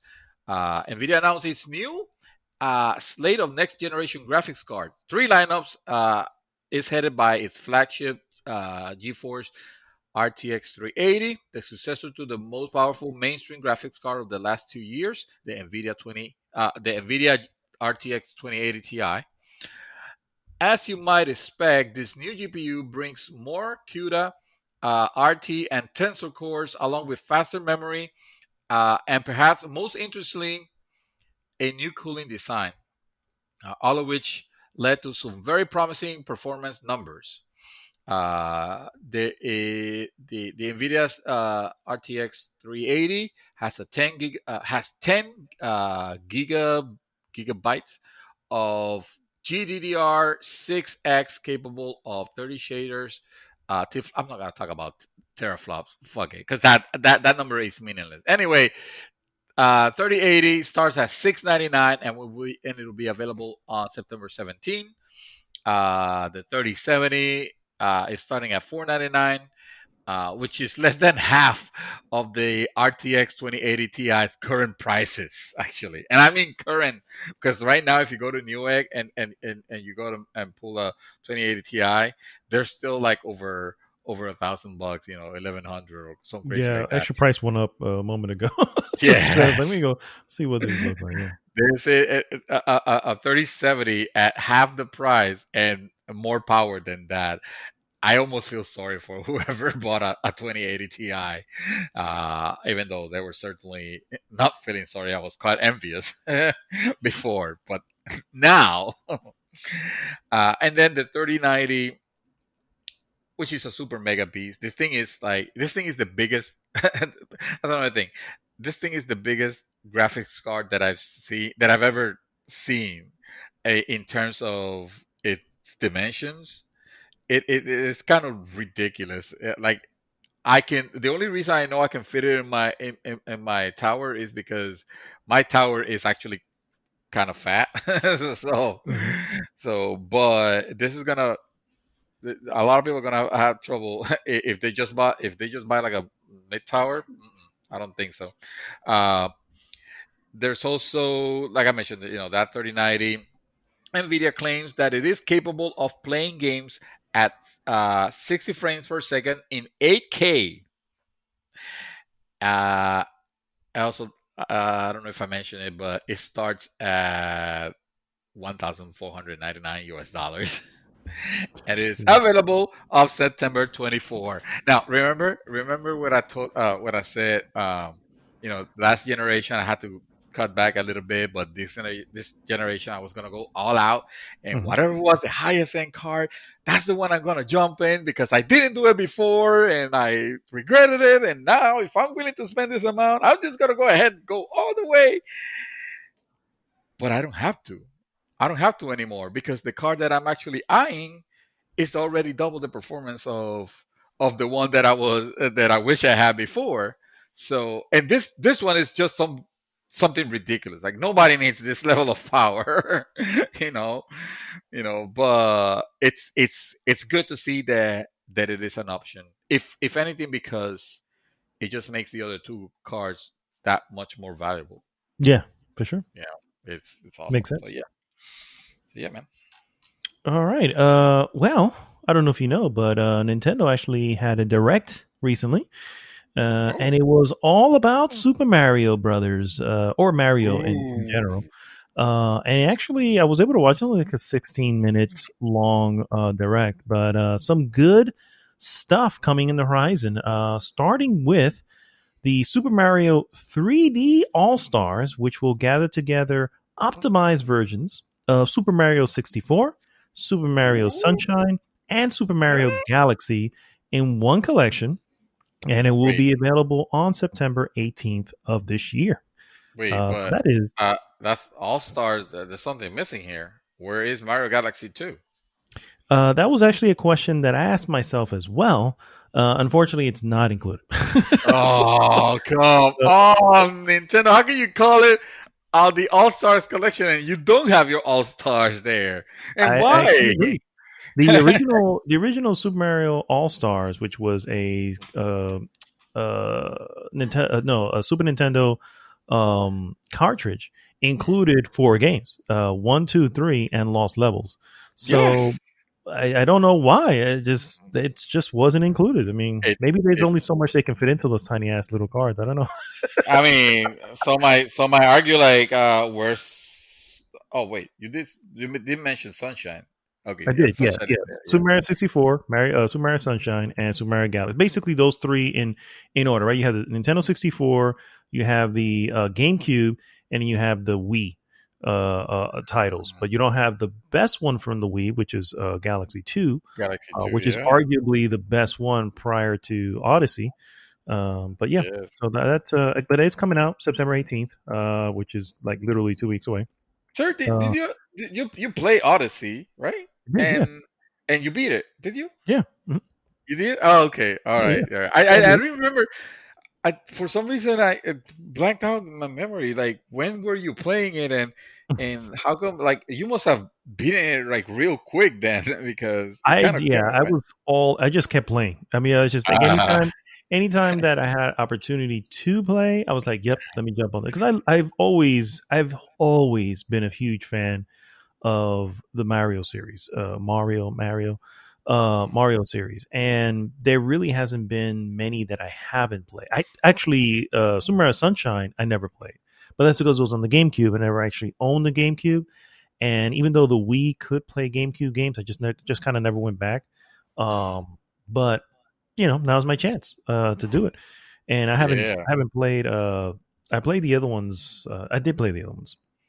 One that I have not played actually is Super Mario 3D World, which was released originally on the Wii U, and it's going to be re-released on Nintendo Switch on February 12th of 2021, and it will include a game called Bowser's Fury, but Nintendo hasn't quite revealed what is Bowser's Fury just yet.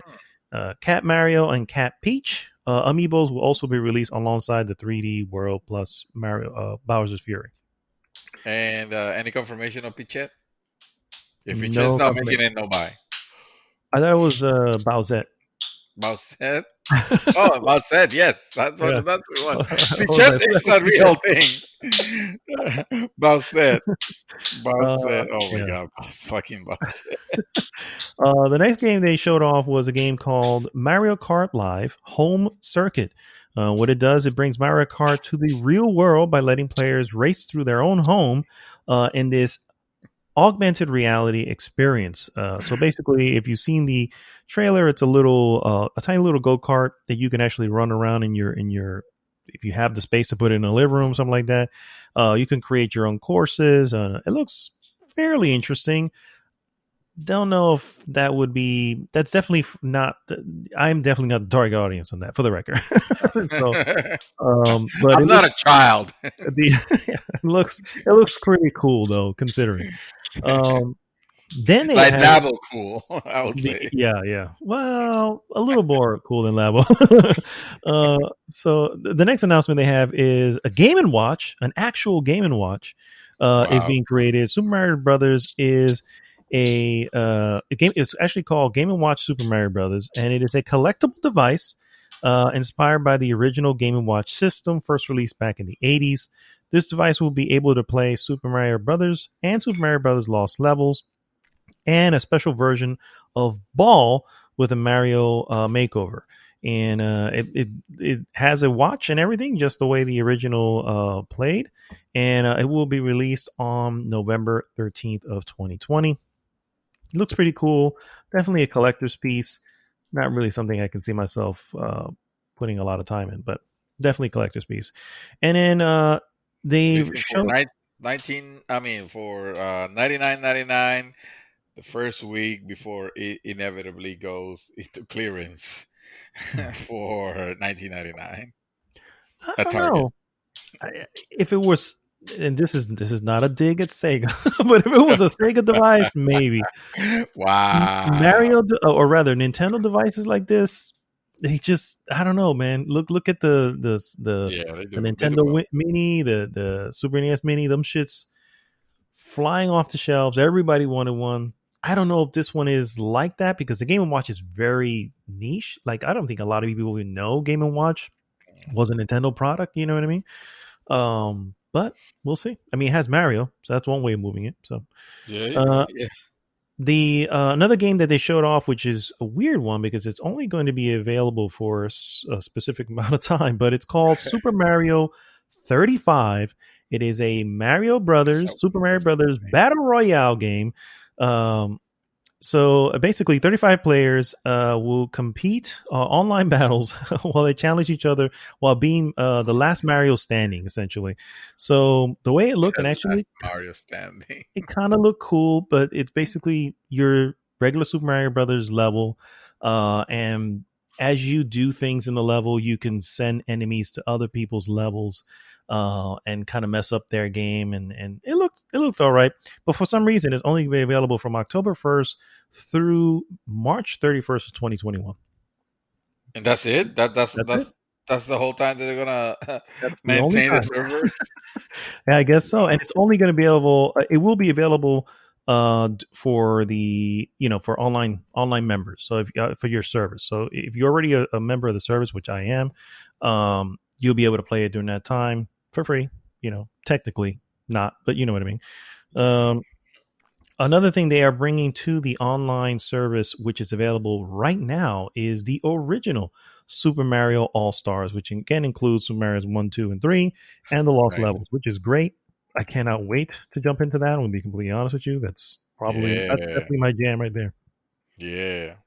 And then they mentioned a bunch of little stuff that they're going to do throughout other games. Super Smash Brothers is going to have an online tournament using Super Mario Series Fighter stages. This will be running through November and December. Super Mario Maker 2 in November is going to have a specific 35th anniversary speedrun course. It's a bunch of little things like this. Animal Crossing is going to have Super Mario Brothers furniture, blah blah blah blah, stuff like that. So basically, celebrating 35 years of Mario, and I'm excited. So Mario. Mario. yeah, I'm a huge fan of all this bullshit. So If anything, I'm excited to hear about that the release of Super Mario All Stars. the 3D All Stars, yeah, me The too. three also, yeah. I'm kind of surprised you haven't had any interest on going for a Mario fan, going to Mario Maker 2. I have Oh Mario wow. Maker 2. You own it? You have it? Yeah, yeah, no, I own it. Yeah, yeah. I'll tell you, Oh shit. before I was playing the level that Sparrow Wolf made, which is a bullshit level. Is all I'm Oh, saying. I oh haven't gone yeah, back and yeah, I tried it. remember Yeah, yeah. now. I haven't gone back and tried it since trying it that time, but it's a challenging level for sure. Well done, Sparrow. What I think I already told him this. But yeah, and I've been considering making my own level. I just don't know if I have the patience to do that. But I do enjoy the game. The game is really good. I Yeah. think I technically already finished it. Technically, Technically, what does yeah. that Well, mean? technically because the main story, whatever. But there's like millions of levels you can play at any point. But Oh, oh, yeah, no. The main story is what I would have gone to, and maybe I'll be willing to play, some friend-made levels. So this one, I like that VG247 puts it. To no one's surprise, there's going to be a next gen version of The Witcher 3 Wild Hunt. I'm like, What are you talking about? That is a surprise. I wasn't expecting that. I mean, considering that these guys are like knee deep into Cyberpunk, the last thing I would have expected was for uh, a re-release of The Witcher 3, I agree. and with actual visual enhancements, not just yeah, this is the PC version now it can run better. It actually has some Let there be a lull in mhm. releases in next gen, and I will buy and play that shit all over again. Yeah. And that will be I can see literally my third time buying that game. I've already bought it twice. So I've bought it twice also. uh, CD Projekt Red has announced that The Witcher 3 Wild Hunt is being re-released on PS5 and Xbox Series X in 2021. This improved version will be visually enhanced and feature upgrades such as ray tracing and faster loading times. There you go. Just with those two already, it makes done. it worth to go back to. Yeah, absolutely. Done. I'm like, I don't Uh, have to wait. Done. I can honestly tell you the only reason I platinum freaking Ghost of Tsushima is because by the end I knew all the little things I needed to do, and I can just zip there real quick and do it. You know, it's like, who can ask for anything more? I'm like, what took all these generations for them to realize, you know what? Maybe loading times suck. I know. It's like, you know what? We've reached the graphics look fine right now. Why don't we put the rest of the power into like just making it faster? I don't Yeah, know. yeah, yeah. It only took what 30 years. They realize, hey, maybe if we buy PC components, we can make it happen. There we go. That's what we need to do. Yay! Because the damn cell processor wasn't doing it. That's for sure. No, no. So, see, the sub processor was too advanced. The sub processor, you put a game on it, and it'll just scoff at it. It'll be like, right. Get this I'm, shit off of me. I'm from the future, man. No, Yeah. what are you talking about? I have ray tracing. You guys don't even know what ray tracing is. That's right. That's why they call me the cell. I don't know what that means. Continuing, this is the complete edition of the game, so it includes both blood and wine. So it includes both blood and wine. There you go. No, sorry. It includes Blood and Wine and Hearts of Stone expansions. Uh, the next edition, the next gen edition will be available as a standalone purchase for new players on PS5 and Xbox Series X, but owners of the game on PS4 and Xbox One will get the upgrade for free. Nice. In that nice. See, Yeah. it's the difference of CD Projekt Red being calling them humans almost sounds like an insult because they're angels. They are, They're you know what? inhuman. They're inhuman. Yeah, they are gods. That's what they are. They're definitely above all mere mortals.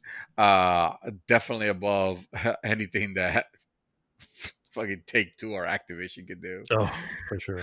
For sure. Um. Anyway, Huh? uh, Oh. offering the upgrade for free, however, is laudable and it is in line with the developer's policy with Cyberpunk 2077, which is getting its own next version some months after launch. That's right.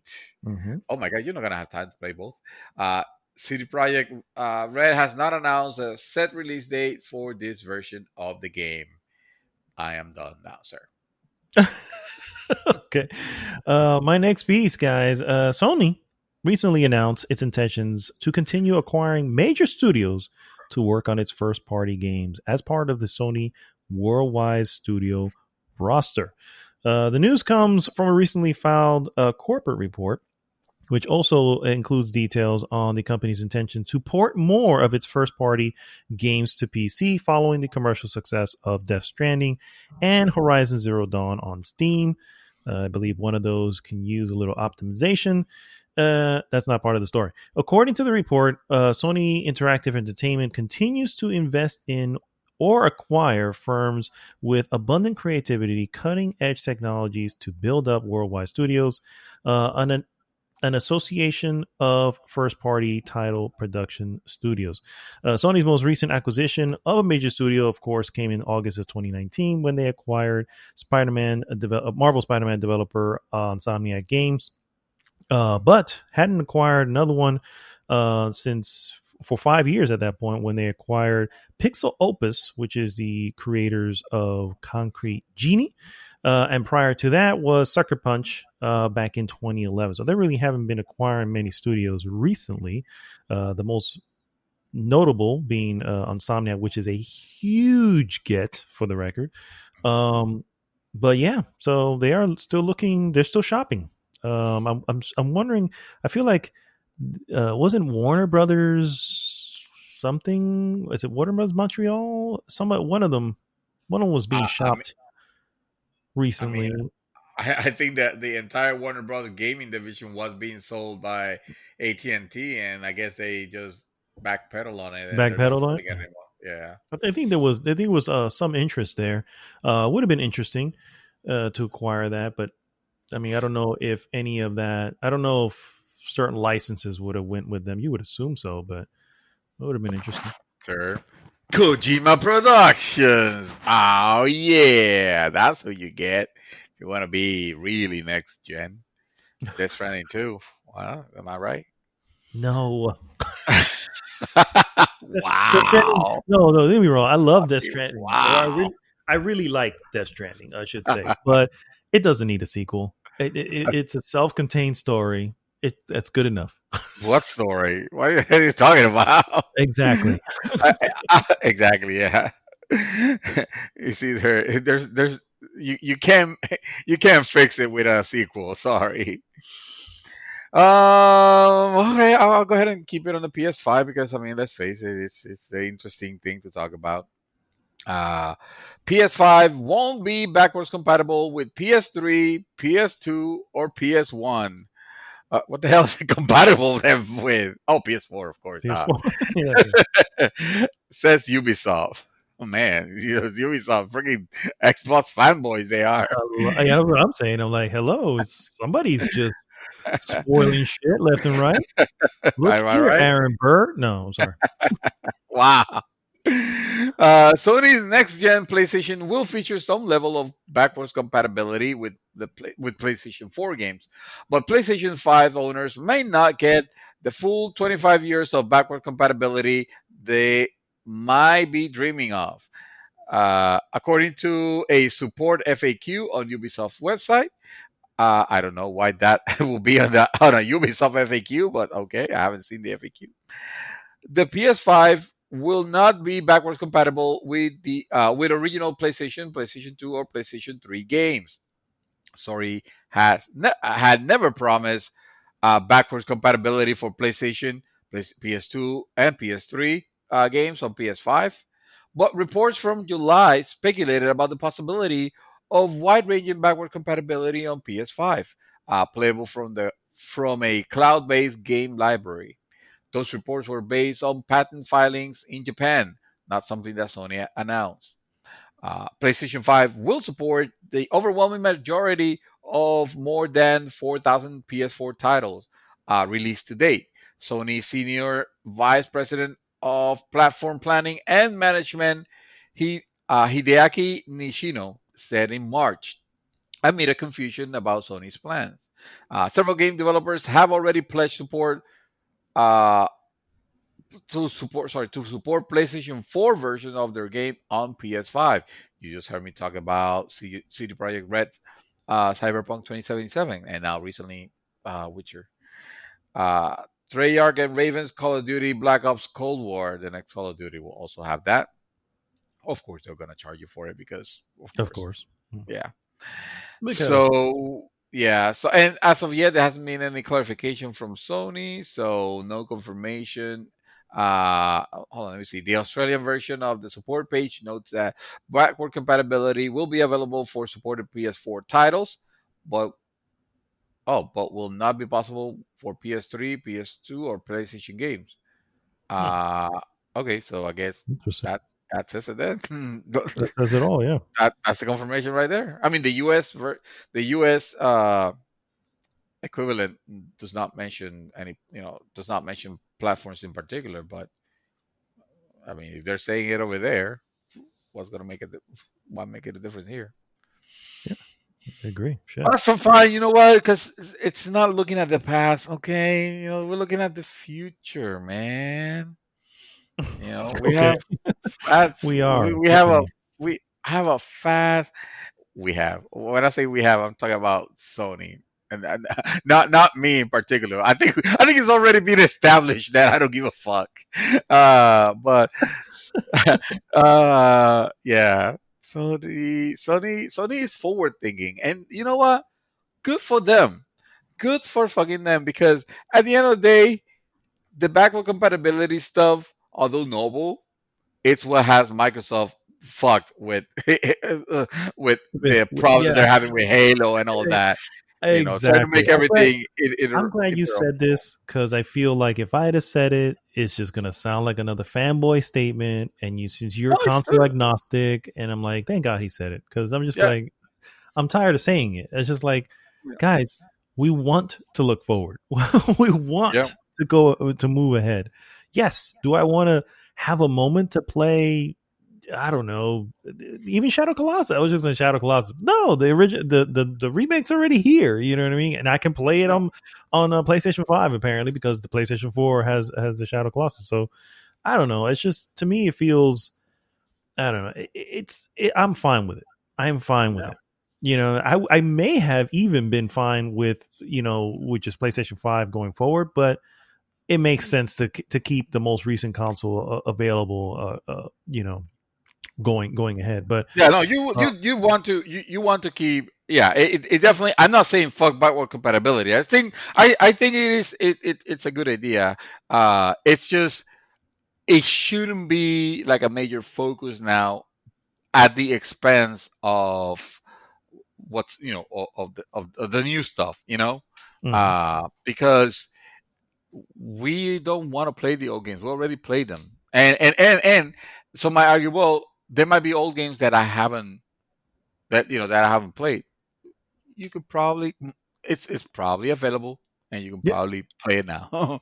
yeah, for sure. You don't need to wait for the next generation. That's what I'm trying Hmm. to say. Exactly.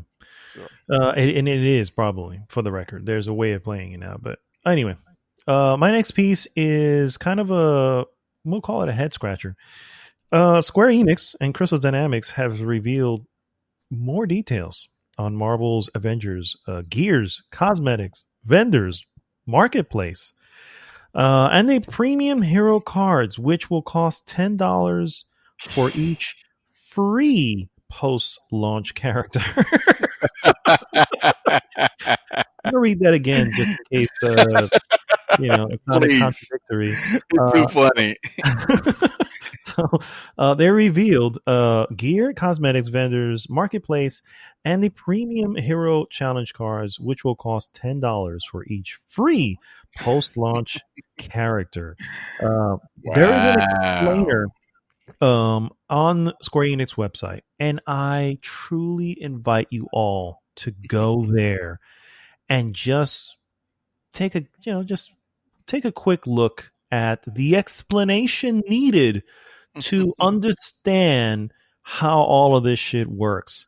This explainer began by reiterating that all future updates, including new characters, story content, missions, and regions, will be Mhm. available for free for all players. Furthermore, while there will be cosmetic content that will be purchasable with real money, it will be aesthetic only and not impact gameplay in any way. Um, and then it goes on to explain the hero cards, the marketplace, what exactly you're getting with these $10 purchase, cosmetics, vendors. Yes, because there are vendors in game, believe it or not. Um, I don't know if you took a look at this, sir, Dreamy. Um, it is the most asinine thing I've ever seen when it comes to launching. a game.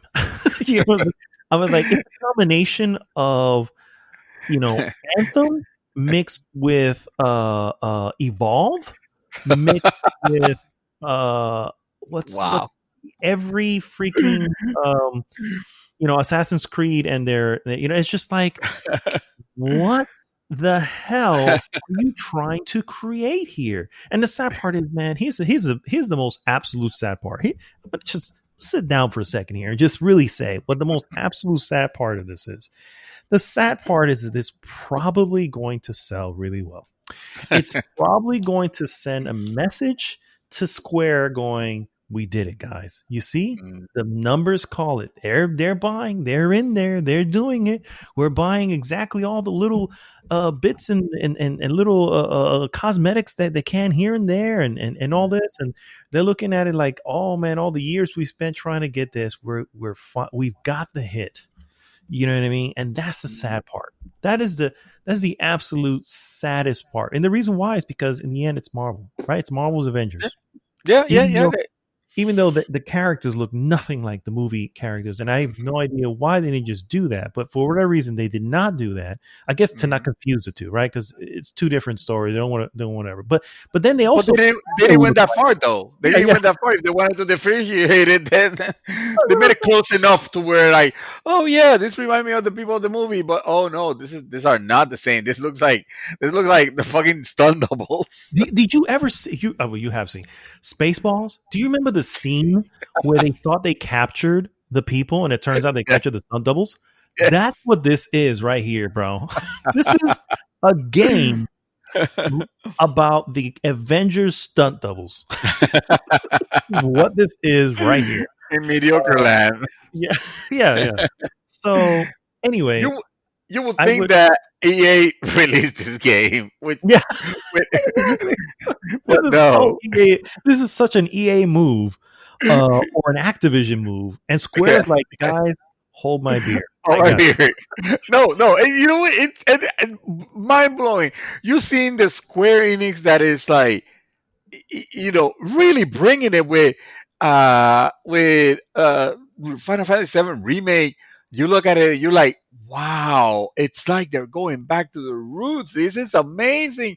And the stuff that they do for Final Fantasy 14, which granted we're not players of it, but that shit doesn't take away from that. It is amazing what they're doing for that, for that. And then of course they need to balance it, because at the end of the day, it's still Square Enix. They're still the please be excited company, and 6 million copies of a game is not enough. It's not a success. They're still the same company, so of course, they needed to bring it hard, because yeah, they did too much good at the beginning of the year with 11, Final Fantasy VII remake. No microtransaction bullshit of any kind and stuff like that. They needed to like really shut the bed with yeah. this one. I mean, it's it's a game. It is a game that I'm going to literally. I would actually pay to not play it. Does that even make sense? I would actually pay to not play it. I would just to I let would think them know. a person that's gonna go buy it, you're like, here, I'll give you $60 right now if you don't buy it, To and go instead buy just buy something something else. else. Yes, buy Yeah, something don't else. support this garbage. Yeah, exactly. It's disgusting. But Yeah. go ahead, sir. Your next piece. Oh no, I mean I can't beat that one. I have nothing else. Okay, okay. I Well, mean, fair enough. you know what? Last comment about it. I was actually looking at videos, because a review started coming out, and people are like, there are a few that have been like, yeah, hell yeah, Avengers, but I feel like those are the more Avenger enthusiastic people, because they're not really critiquing the bad as much as fanboying about the good. Mhm. When I want to see reviews, I want to know, okay, what is wrong with the game. I don't care. And not and I don't mean I don't mean I just want to be negative on it. I mean, like, I don't want a preview of a game. I want a review. I want a critique. I want to know. Even if the game if the game is fantastic, but it has this thing that is bad that takes it away from being a solid 9 or something like that, like tell me that because I want to be prepared because that might be my biggest issue with it, or I might be just fine with it. Be like, oh, I don't care about that much. I usually feel like when it started impacting score, it's probably something major. Uh, but anyway, I was looking at this and I kind of like the idea, not the execution, but Hmm. the idea with they were going with the with with this girl Kamala, who she's like a super fan of the Avengers, and something happened, and while she was looking at while she was in Avenger Con or whatever the hell they call the Yeah, convention, the Avenger convention. Con, and somehow she ends up getting superpowers and joining them, and from what I've heard, like her as a character, it's like it is a very likable character. In other words, Hmm. it's That's just too what I've heard bad too. that Yeah. she's the only like you buy the game for the Avengers and people just end up liking her and disliking everybody else because like who the hell are these pretenders and why is this world so drabby and empty and why is this frame rate so bullshit it's like ah come Yeah, on it's sad and why do I have to pay $10 for a battle pass for one character for each like character. yeah, Each yeah. For each character, each you have character. each free character. All right, at least the character is free. Oh my god, it's the anyway. Anyway, my Yeah. last two pieces, real quick. I'm just gonna go through them. Rapid Ubisoft has fire. announced that next week they're gonna have a Ubisoft Forward and rumors of a Prince of Persia remake have Oh. been rolling around in the industry. Oh, wait a minute. I don't think I don't. That sounds to me like it's just gonna be an open world Prince of Persia. I don't think I want that. Nope. I Pass. know, I know that I don't want that, and unfortunately, you're probably right that that's what's going to happen. I don't That's all want they it. know how to do. I don't want it. Ubisoft, I don't want it. No. Just Stay saying, away. Stay I away. don't want it. Yes. And then last but not least, there was a little show on Netflix called The Haunting of Hill House, which had a season. It was a complete season, so you can watch it and don't have to worry about anything else. Didn't think anything else was going to come out of it. And let me tell you, I watched this season. It's 10 episodes in one day. Holy shit! One day. In one day, and it was first off really good, but also really terrifying in a lot of ways. Let's just say I had a little difficulty sleeping that night, thanks to that, because I literally had 10 hours of that just in my head. I was trying to sleep. Wow. That said, there is a sequel, or a season two, shall we call it a season two? Netflix Hill House sequel is called The Haunting of Bly Manor, and there is a trailer out there, and it's pretty creepy. And frankly, I'm looking forward to watching it and having some trouble sleeping again. you're But you're doing it to yourself. oh yeah, this is completely self inflicted. Yes, absolutely. However, it's good stuff. If you like the it's not horror. Mm. It's just really suspenseful. Uh, I guess a little bit of horror, but nothing gory horror. But it's just Mm. very the way it's done. Unnerving. Unnerving, extremely unnerving. And then there are Mm. moments of like some reveals that you just go, "Whoa, I'm never going to be able to unsee that." Oh shit. You know what I mean? It's again not that it's gory or anything like that, but it's just it's got your spirits. It's Mm. that type of thing. You're just like, oh man, nothing hereditary like for the record, because Oh hereditary shit. is top notch shit right there. But nothing, I can't nothing. believe that we saw that and we just decided to pop that in your house. I know. And now it's you know what? Fun fact. It's well. I'm not gonna confess 100%, but it might be a reason why I install switches around the house that I could turn on with my phone. So if I need to go to the kitchen I that light is on before I step foot out of my bed. Fair enough, Probably, sir. Fair allegedly, enough. allegedly. Fair enough.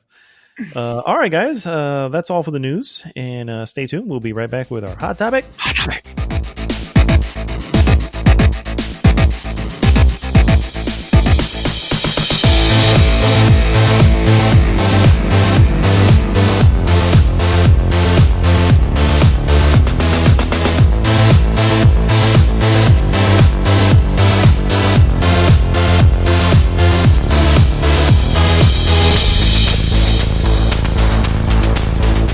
Guys, we are back, and it is time for our hot topic of the week.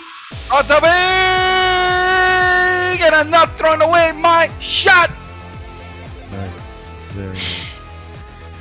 Hot topic again, guys. Remaking Average Games. Now, in retrospect, or as we have been, revising our list, we realized that maybe some of you, and maybe more like many of you, may feel that one or two of these are not quote unquote mediocre. However, it is a goddamn show. No, I'm kidding. Mediocrity is in the eye of the beholder. You know what I mean? So, what you see as awesome, I can see as just plain, oh, that's okay. So when we look at this and go, like well, Hamilton. Sure. I kid. Yeah, we could look at this and go, well, I think it can definitely use an update, if you will. So I'm going to start my list with an obvious one. Well, maybe not obvious, but it's kind of obvious to me. An obvious one from PlayStation 2. It's a game called, it's a game called 13, and it is written as Roman numeral 13. Oh shit! I remember that. Yes. Oh, did you play it? I believe I did. That's the one that is cell shaded, right? Cell shaded. Yes. Shooter cell shaded. Yes. I remember actually, I played that game probably several times to completion. I don't know what it was about it. Because it was just okay, really. You know what I mean? In the end, but cell shaded game, yeah. And on top of that, it was cell shaded. Exactly. It was just this weird thing. It was. I'm not sure if cell shaded was the best for what it was trying to do, but it definitely. I mean, it definitely made it stand out as on its own, right? It was so the hold on, because I want to bring up the information here for it, so you guys can kind of know what the hell it's about. President of the United States of America has been assassinated. You wake up on a desolated strip of New England beach. The near fatal impact of a bullet has left your head pounding and your memory erased. What's more, the number 13 has been mysteriously tattooed to your chest. I mean, for no reason. While your pockets hold the key to the New York City bank box, head swimming in amnesia. So basically, the mystery of what's going on is pretty awesome. I think that's where the game really kind of gets you. Just the mystery behind everything. And it felt very, almost Bond-like, you know what I mean? And it was like, oh, this is pretty good. And so, but unfortunately, game mechanics weren't the best. Shooting mechanics weren't the best either. Couldn't always tell if you're aiming at the right person, or aiming at the person correctly. So, unfortunately, while it was good, it definitely wasn't great. And this is PlayStation 2, so this is, early 3D, if you will. Still, I think personally, still consider early 3D. So I don't know. It was released in 2003, November 18, 2003 was the release date, and I think it merits one, because I remember really, really enjoying it for what it was. But I think that the story behind it is really where it kept me going, essentially, because it wasn't the gameplay. But anyway, and you know what? Say what you want about the cell shaded look of it. It added character. You know what I mean? It definitely added character. I think nowadays with the way technology has improved, Uh um, cell shaded, something cell shaded can probably look pretty good. I think cell shaded, when we look at it, cell shaded was an easy way of, it was an easy and cheap way of getting, of making your game without having to add any textures and stuff like that. So it was. Yeah, oh, I think it was more than that. I think it was definitely an artistic choice to go with yeah, that. Oh, let's make a cartoon. Like I never saw it as they're just not wanting to put textures on it. So fuck it. They're just I being mean, lazy, I was gonna fucking lazy say, developers. let's let's talk about Telltale here for a second, and then really, can we say cell shaded is, come on.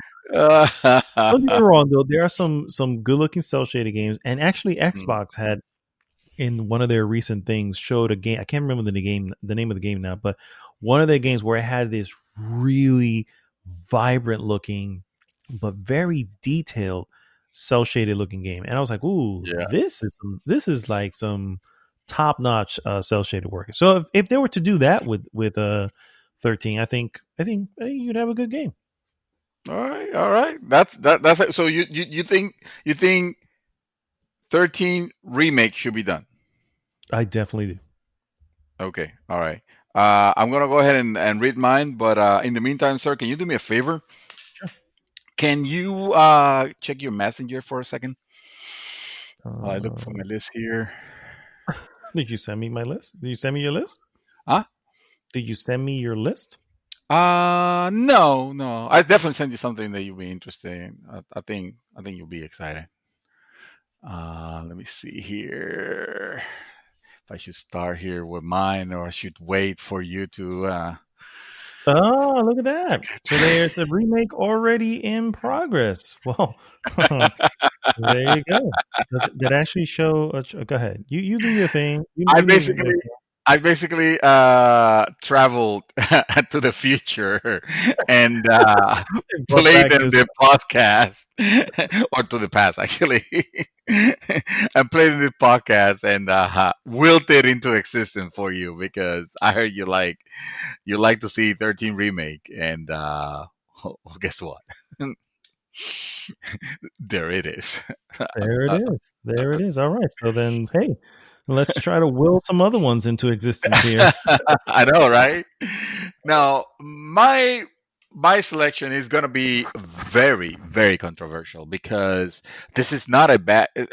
First of all, I wasn't specifically considering bad games because, Mhm.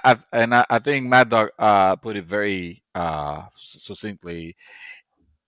Uh, if it is a bad game, a remake of a bad game, people are not gonna care about playing it because it was a Correct. bad game to Yeah, begin publishers with. are It's not like going to do it there, either. there's Yeah.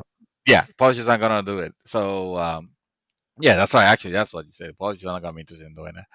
Uh, so let's focus on something maybe have a chance. And so I made my rule be like anything that is a Metacritic less than 80 is fair game.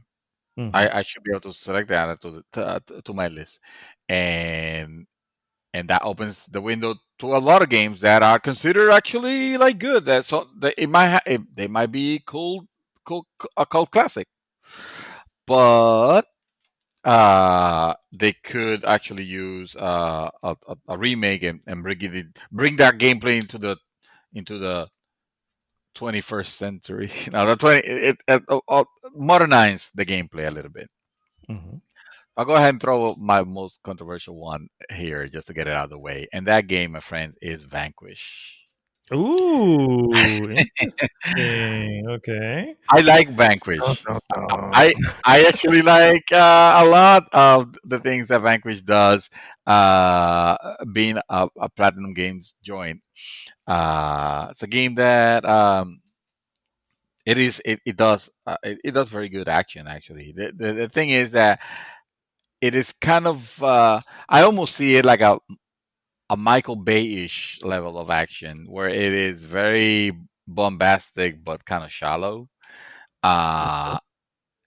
And and I almost think like the reason why this game has never kept my attention for more than the first two levels is because of that.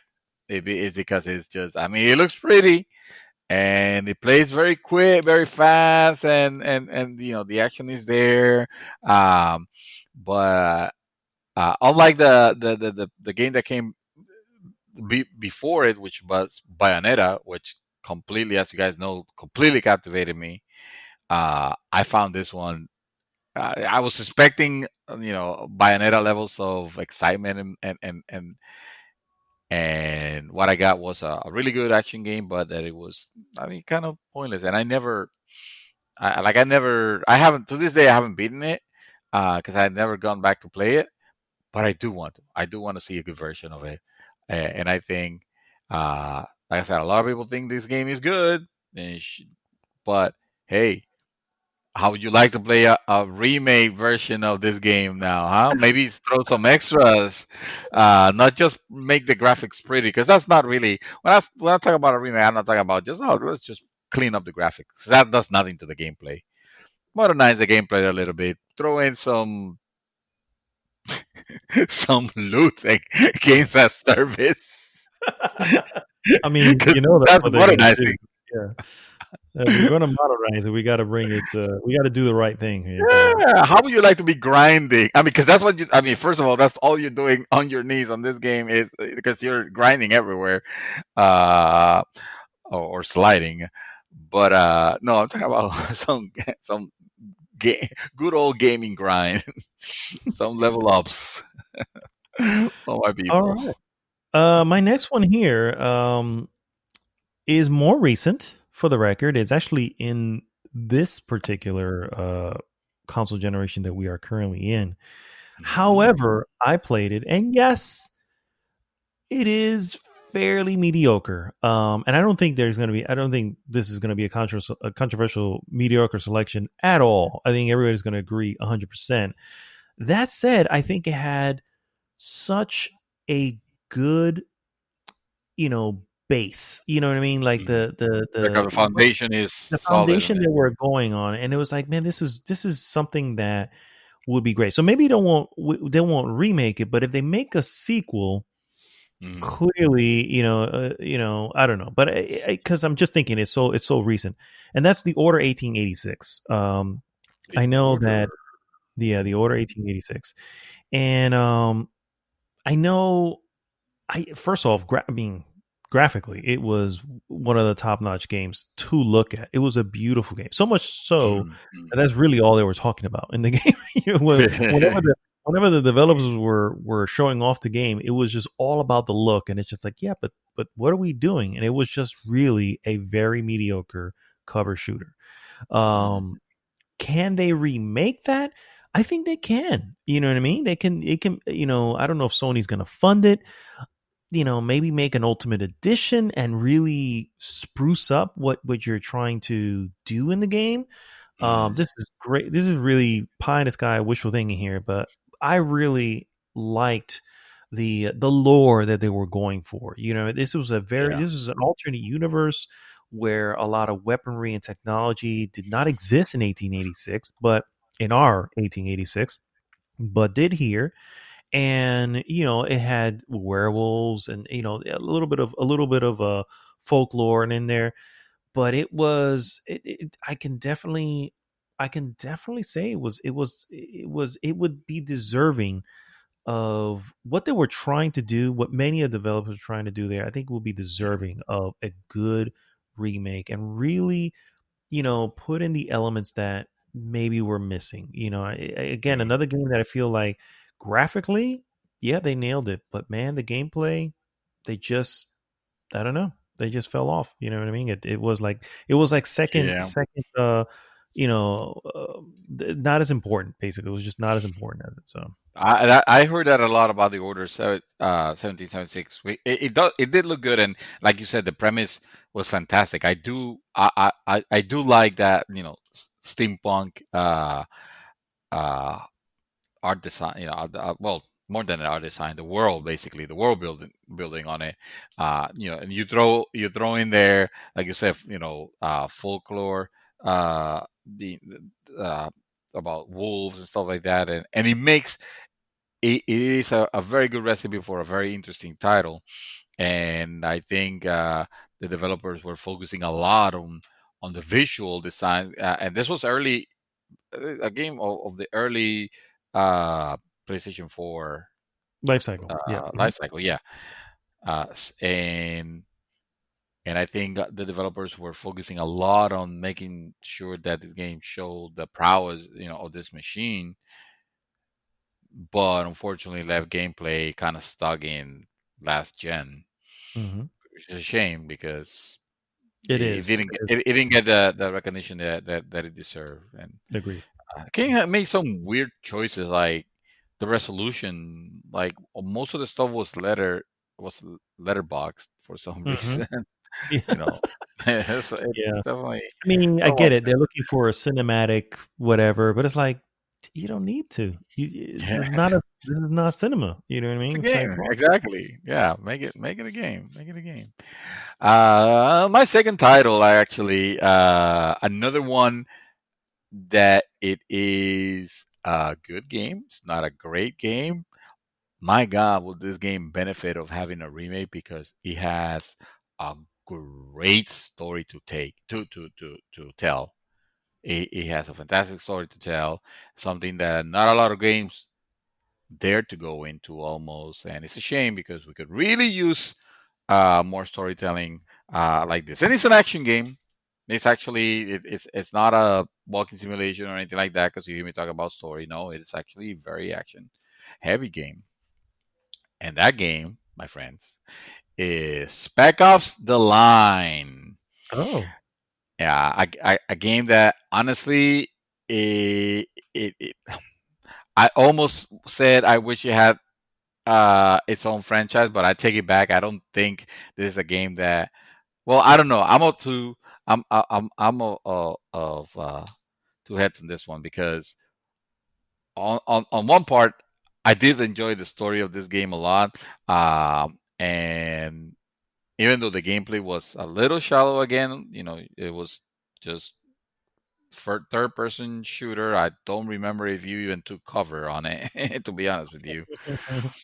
But it did had a very good, interesting story of your soldier being trapped in the middle of this like the worst sandstorm in Mumbai, if I'm not mistaken, if I recall, uh, which kind of ties into a lot of gameplay elements. That horrible sandstorm or the desert storm, and also uh, the it plays a lot with the psyche of your main character. Mm-hmm. It's a game that at one point doesn't shy away from showing the horrors of fighting against against U.S. forces, against U.S. soldiers, and it is, I mean, which is a horrific thing to even To say consider. out Yeah. loud and consider, but again, you have to see the story.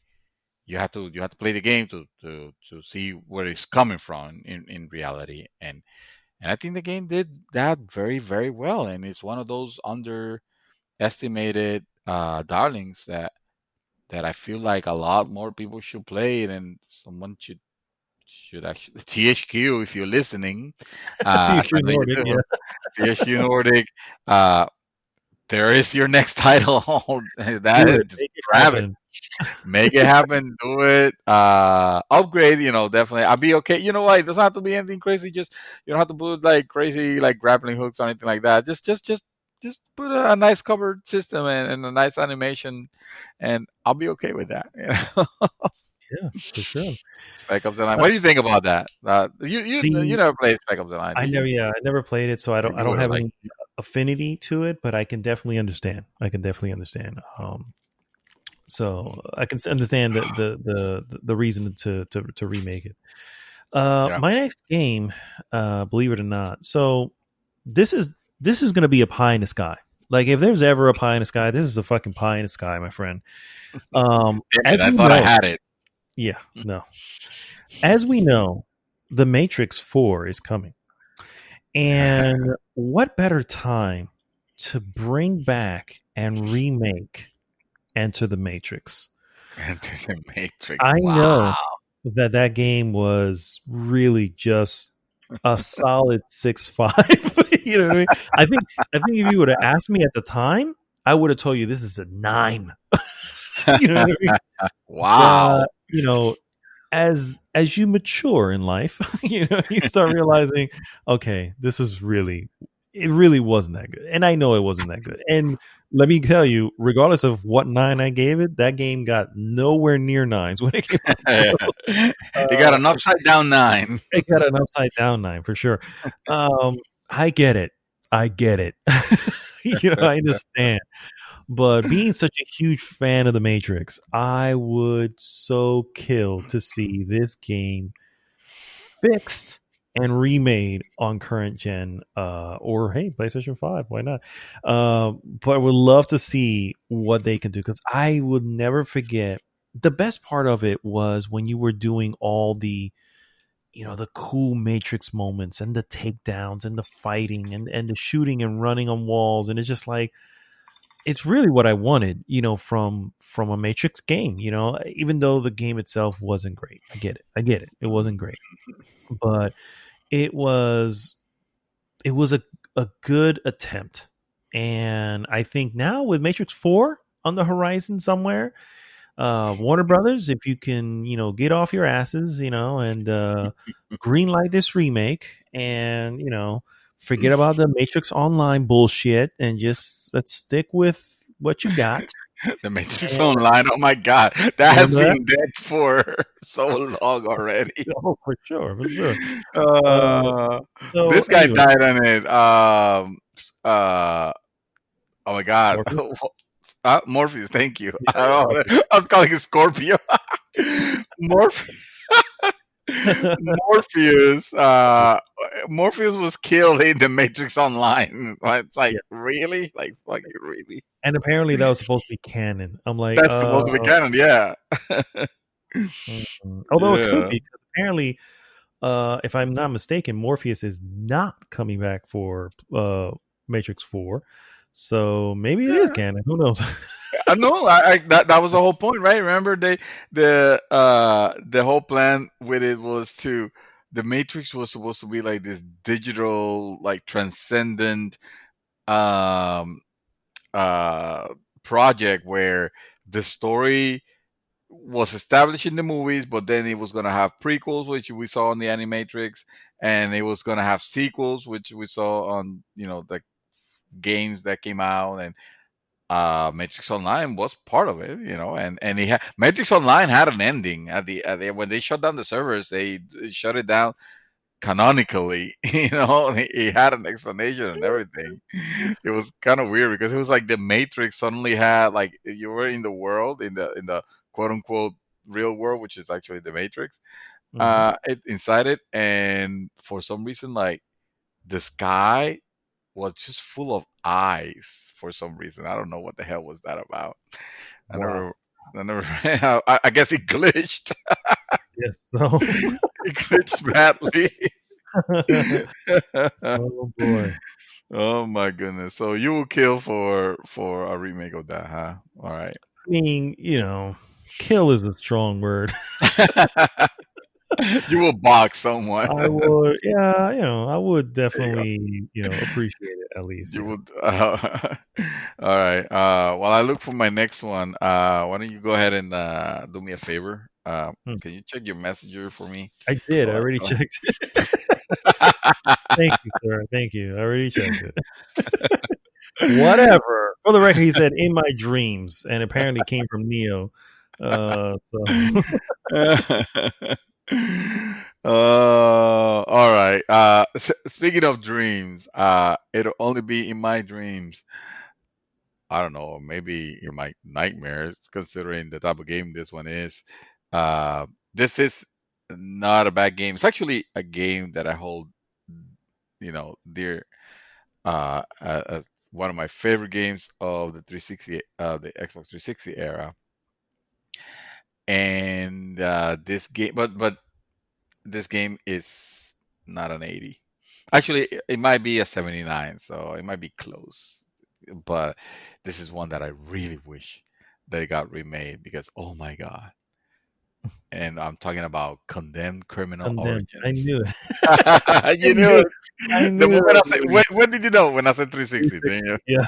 Yeah, He of said course, 360, like, oh, of he's course. talking Condemned. You know me. You know me very well already. You know me like the back of your hand. That is uh, hilarious.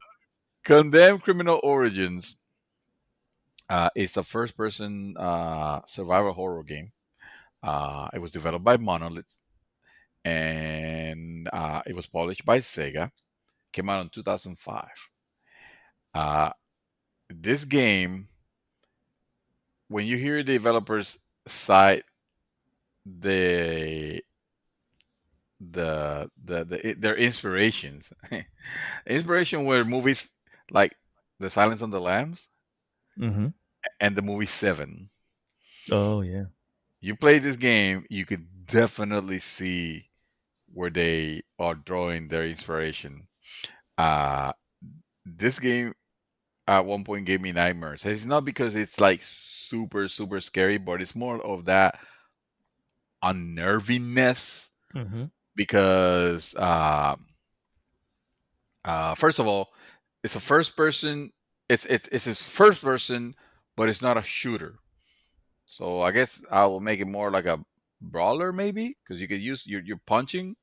Anyway, you're this detective, and for some reason, your life your life is very messy. I mean, you're pretty much borderline alcoholic, and I guess one of the reasons why you don't care about just going to this abandoned, condemned buildings in the middle of the night because that's what a normal human being will do, you know. Um, and you have you have a gun, but it's very limited. I think you only have the bullets that you have in your gun. That's it. So it's not you're not finding bullets anywhere and everywhere. On top of that, some of your enemies are freaky as hell because they're supposed to be like homeless crazy people, Hmm. but in reality they look like monsters because you will see them. They'll be like completely bathed in tar. So they'll be like this moving like tar looking in monsters. They're like looking to attack you, or this freaks, that will come just suddenly jump out of nowhere, and you'll be fighting with whatever you can grab. Uh, it's usually like either a 2x4 or a pipe or some blunt object, and you're Whatever's near literally you. just Yeah. bludgeoning them, to that. Uh, the story is fantastic. The settings are, like I said, they are very unnerving. I'll never forget. All the areas where you're playing. I mean, it's called Condemned for a reason. All the areas that you're playing is like completely like abandoned, dilapidated, destroyed. Buildings or something. Like at one point, I think I've mentioned it before, and I can see it, and you probably see where I'm going with it. It's the area in the mall, Hmm. so it'll be in a completely abandoned and dilapidated mall, and you're going through this what used to be store the department stores, which I guess because of the decoration you can see like, oh well, this was, I guess, the last time that it was open was in December because it has like Christmas decoration, but of course they all look all destroyed and putrid and messed up, and you hear a version of a what it sounds like the Christmas music that they will play on the on the music, Hmm. when you're there. But it kind of gets like weirdly distorted and messed up and creepy. Oh my god, dude! Fuck that! Fuck that to hell! It's probably one of the best and most scary moments on gaming. It was just walking on that. Not to mention freaking mannequins. All right, that's it. I can just Yeah. leave it there and give you the imagery.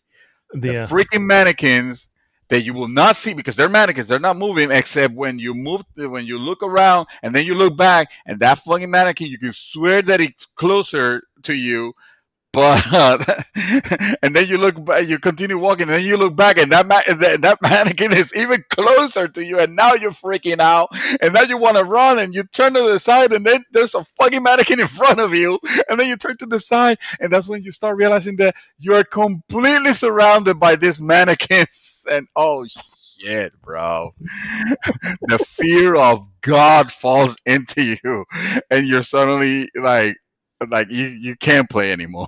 Dude, it is so well done.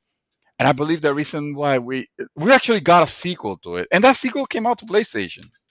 Condemned, the original Condemned was an exclusive 360 title, but Condemned 2 went on PlayStation, and but now they went ahead and they tried to make it a little bit more like the substance, the craziness was a little like it was not there. I mean, it was there, but it wasn't like they couldn't cut to that magic or sorcery or curse or whatever you want to call it. They couldn't capture it anymore, and I think that's why we never got another one.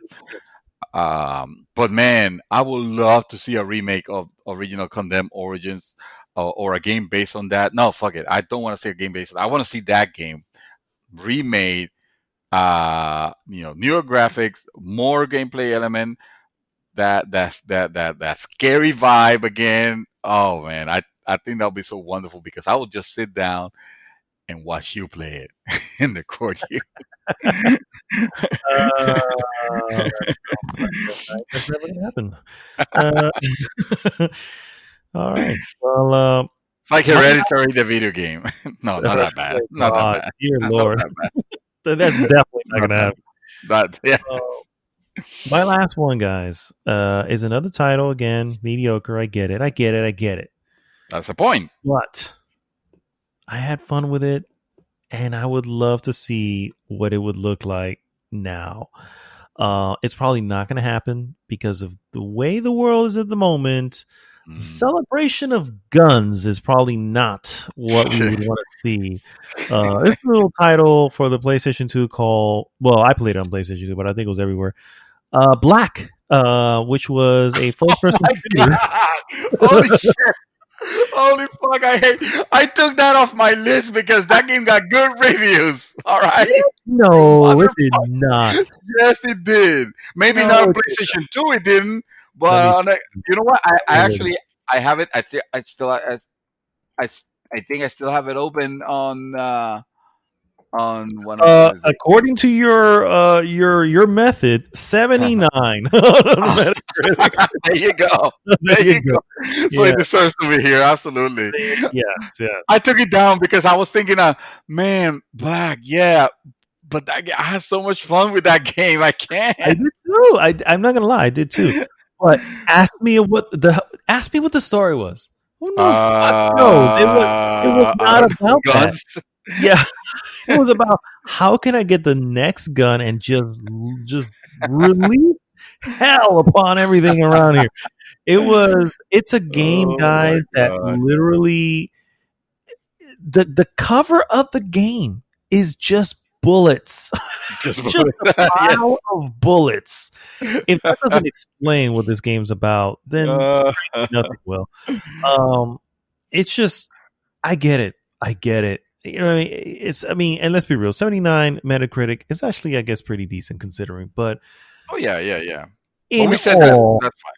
In all, let's be real. That if most of you probably don't even know what the hell game I'm talking about, but the reality is it was a once and done game. You know, it did not have any spinoffs because it did not. I guess Metacritic wise or critically wise, it did well, but definitely didn't do well money wise. Because if it did, we would have had a Black 2, 3, 4, 5. But the problem was that the problem with, I'll tell you what it was.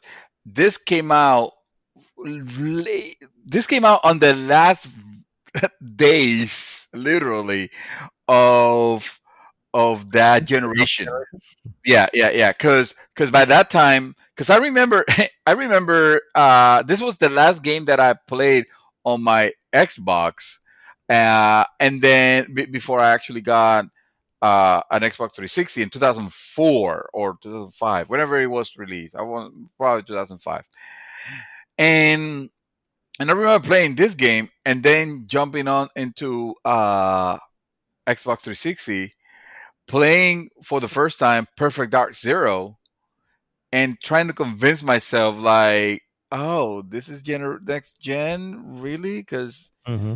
it really doesn't look that great. I'd rather be playing black. Actually, black looks better. And black, when you think about it, this is it looks like a 360 title or a PS3 title. In reality, it's a fucking PS2 title, Yeah, yeah, an yeah. Xbox It was. title. Yeah.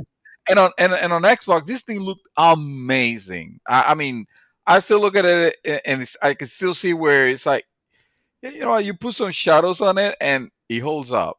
It looks, But it you know, was, it doesn't I have think, that PS2 Xbox origin Xbox OG quality of game. It definitely looked more next gen. That most of the next gen titles that were coming out around that time. yeah.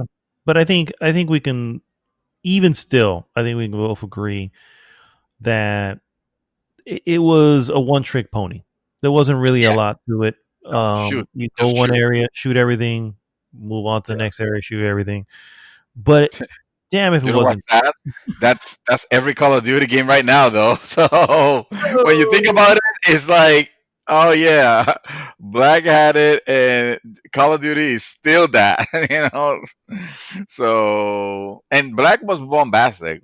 Black was, and also it had some. It did had cutscenes.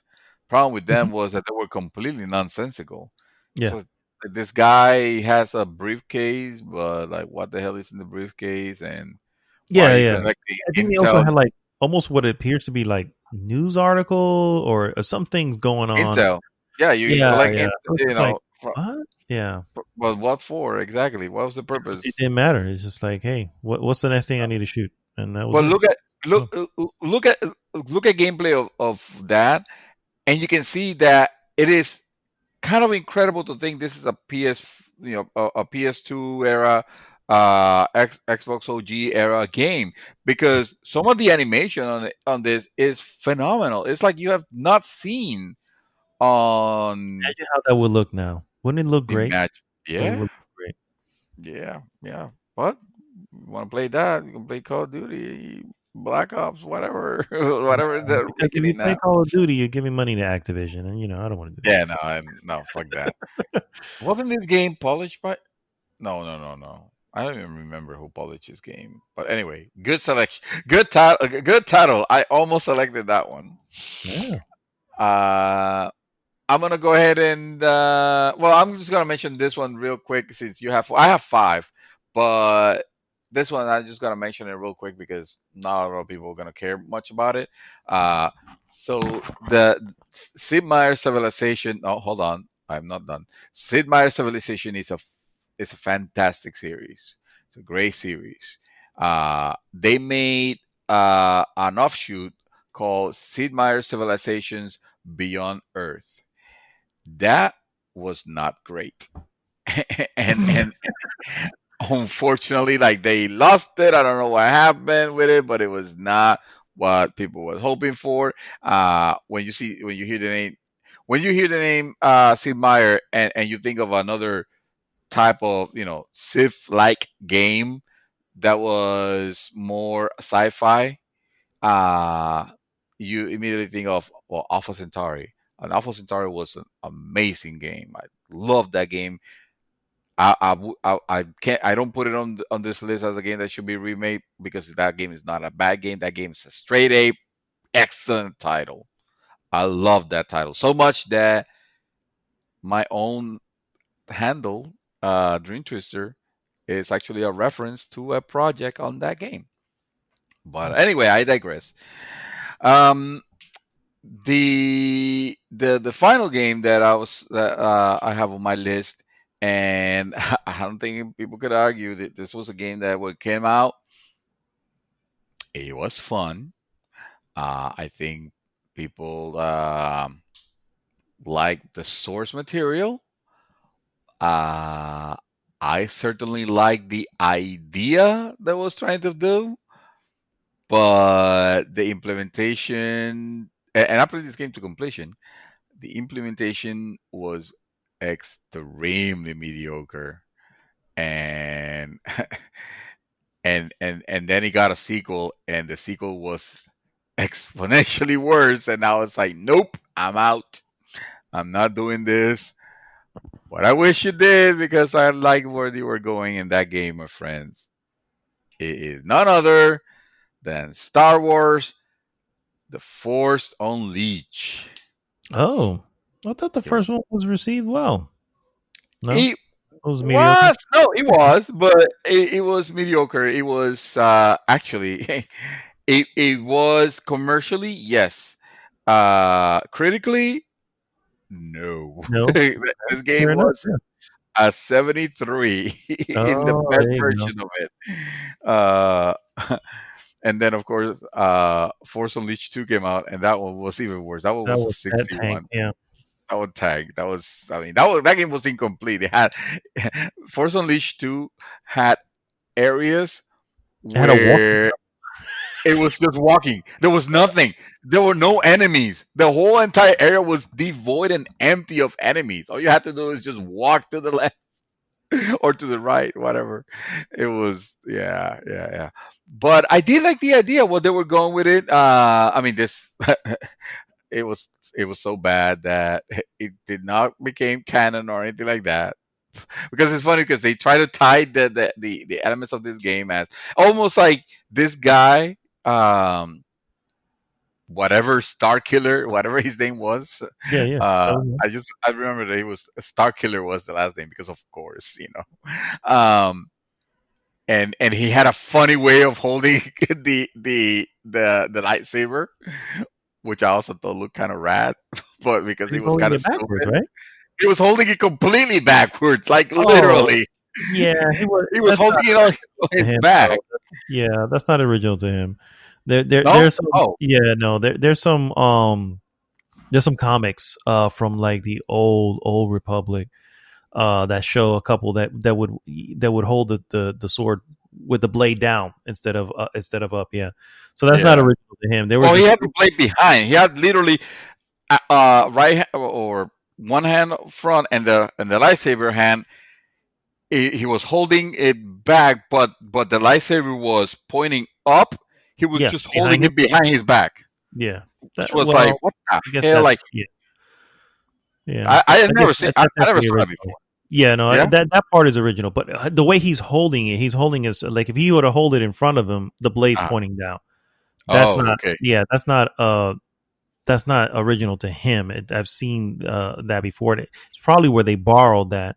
They probably gave Mm, him a particular stance to make yeah. to make him look cool, or whatever. But Well, that was his default stand. And whenever he'll be running, and then when you will stop running, he will have his lightsaber holding it completely hand on the behind his back, but with the lightsaber on and turn on. It's like, dude, all you got to do is just one room move, and that lightsaber is gonna hit your head, and now you lost your head.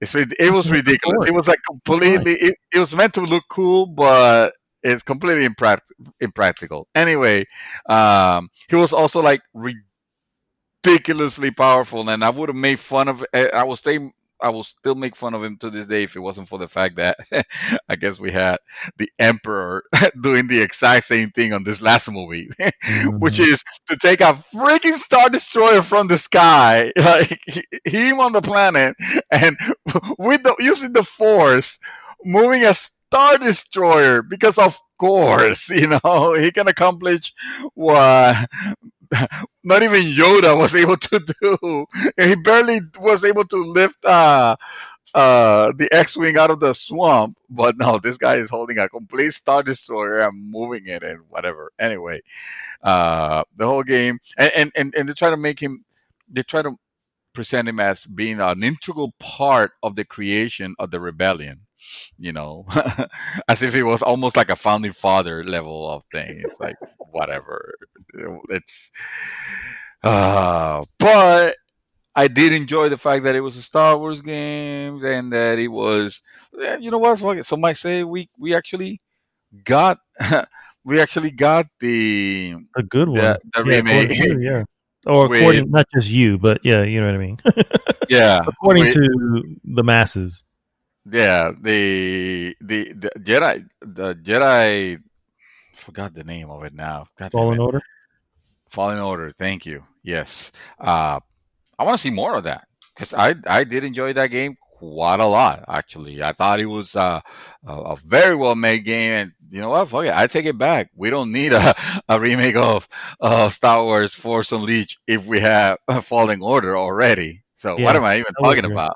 Although it's a different type of character. But yeah, I get what you're saying, though. Yeah. But see, again, it's the thing. I wish that they will give us the option of selecting an empire-based character, an evil character. Like that will never happen now, and it's a shame, you know. Yeah, Oh yeah. I agree. I only say that because some of the DLC, some of the DLC in Star Wars Force Unleashed. I don't remember. It might have been the second one, but it was kind of ridiculous. Like you can play as evil versions of your the characters that you know and love. Like I think in one of them you're like evil Luke and you kill Chewbacca or some shit like that. It was The crazy. hell? It was yeah. It was evil That's cool. At versions. least they're attempting, right? I mean, you got to give them props for that, at least. Yeah.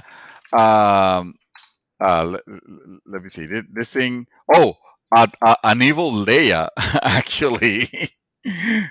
An evil Leia. That's even cooler.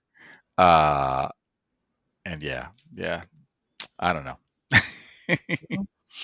I agree with Jedi Fallen Order that this is probably a pie in the sky, but at the same time, I can definitely see the appeal to have someone who is all about the other side. Right? But the problem again, always, and this is just an issue with Star Wars, is it's always light versus dark. There's no gray on either side, which is the problem. It's just Yeah. like it's like you want characters to have arcs, and I don't know. Yeah. All right, guys. Well, that there takes us to the end of an awesome, real episode 227. Thanks so much for tuning in. As always, please go goodgame.rocks. Join the conversation there. And if you're listening to this on any of the podcast services, please like, subscribe, and share the podcast with everyone. This is Mad Dog signing off for this week, saying, it might be nice. It might be It nice might be nice. to get Some of Hamilton on you your watch Hamilton. It might be nice. It side. might be nice. Oh my God, what is happening? Mr. David Santos, Dreamy Twister. Take us home. Just gonna say, guys, don't be afraid. I am. I've heard that watching musicals don't make you less of a man. So I would give it a agree. try. Just put it there. Just put it. Make a judgment after watching the whole thing. Maybe. Yeah. Make a Nothing judgment bad with call that. at that point, and then say something. Yeah, I agree. Yeah, sure. Awesome. Yeah. That's All it. right, guys. Well, thanks again for so much for tuning in. We'll see you next week. GG!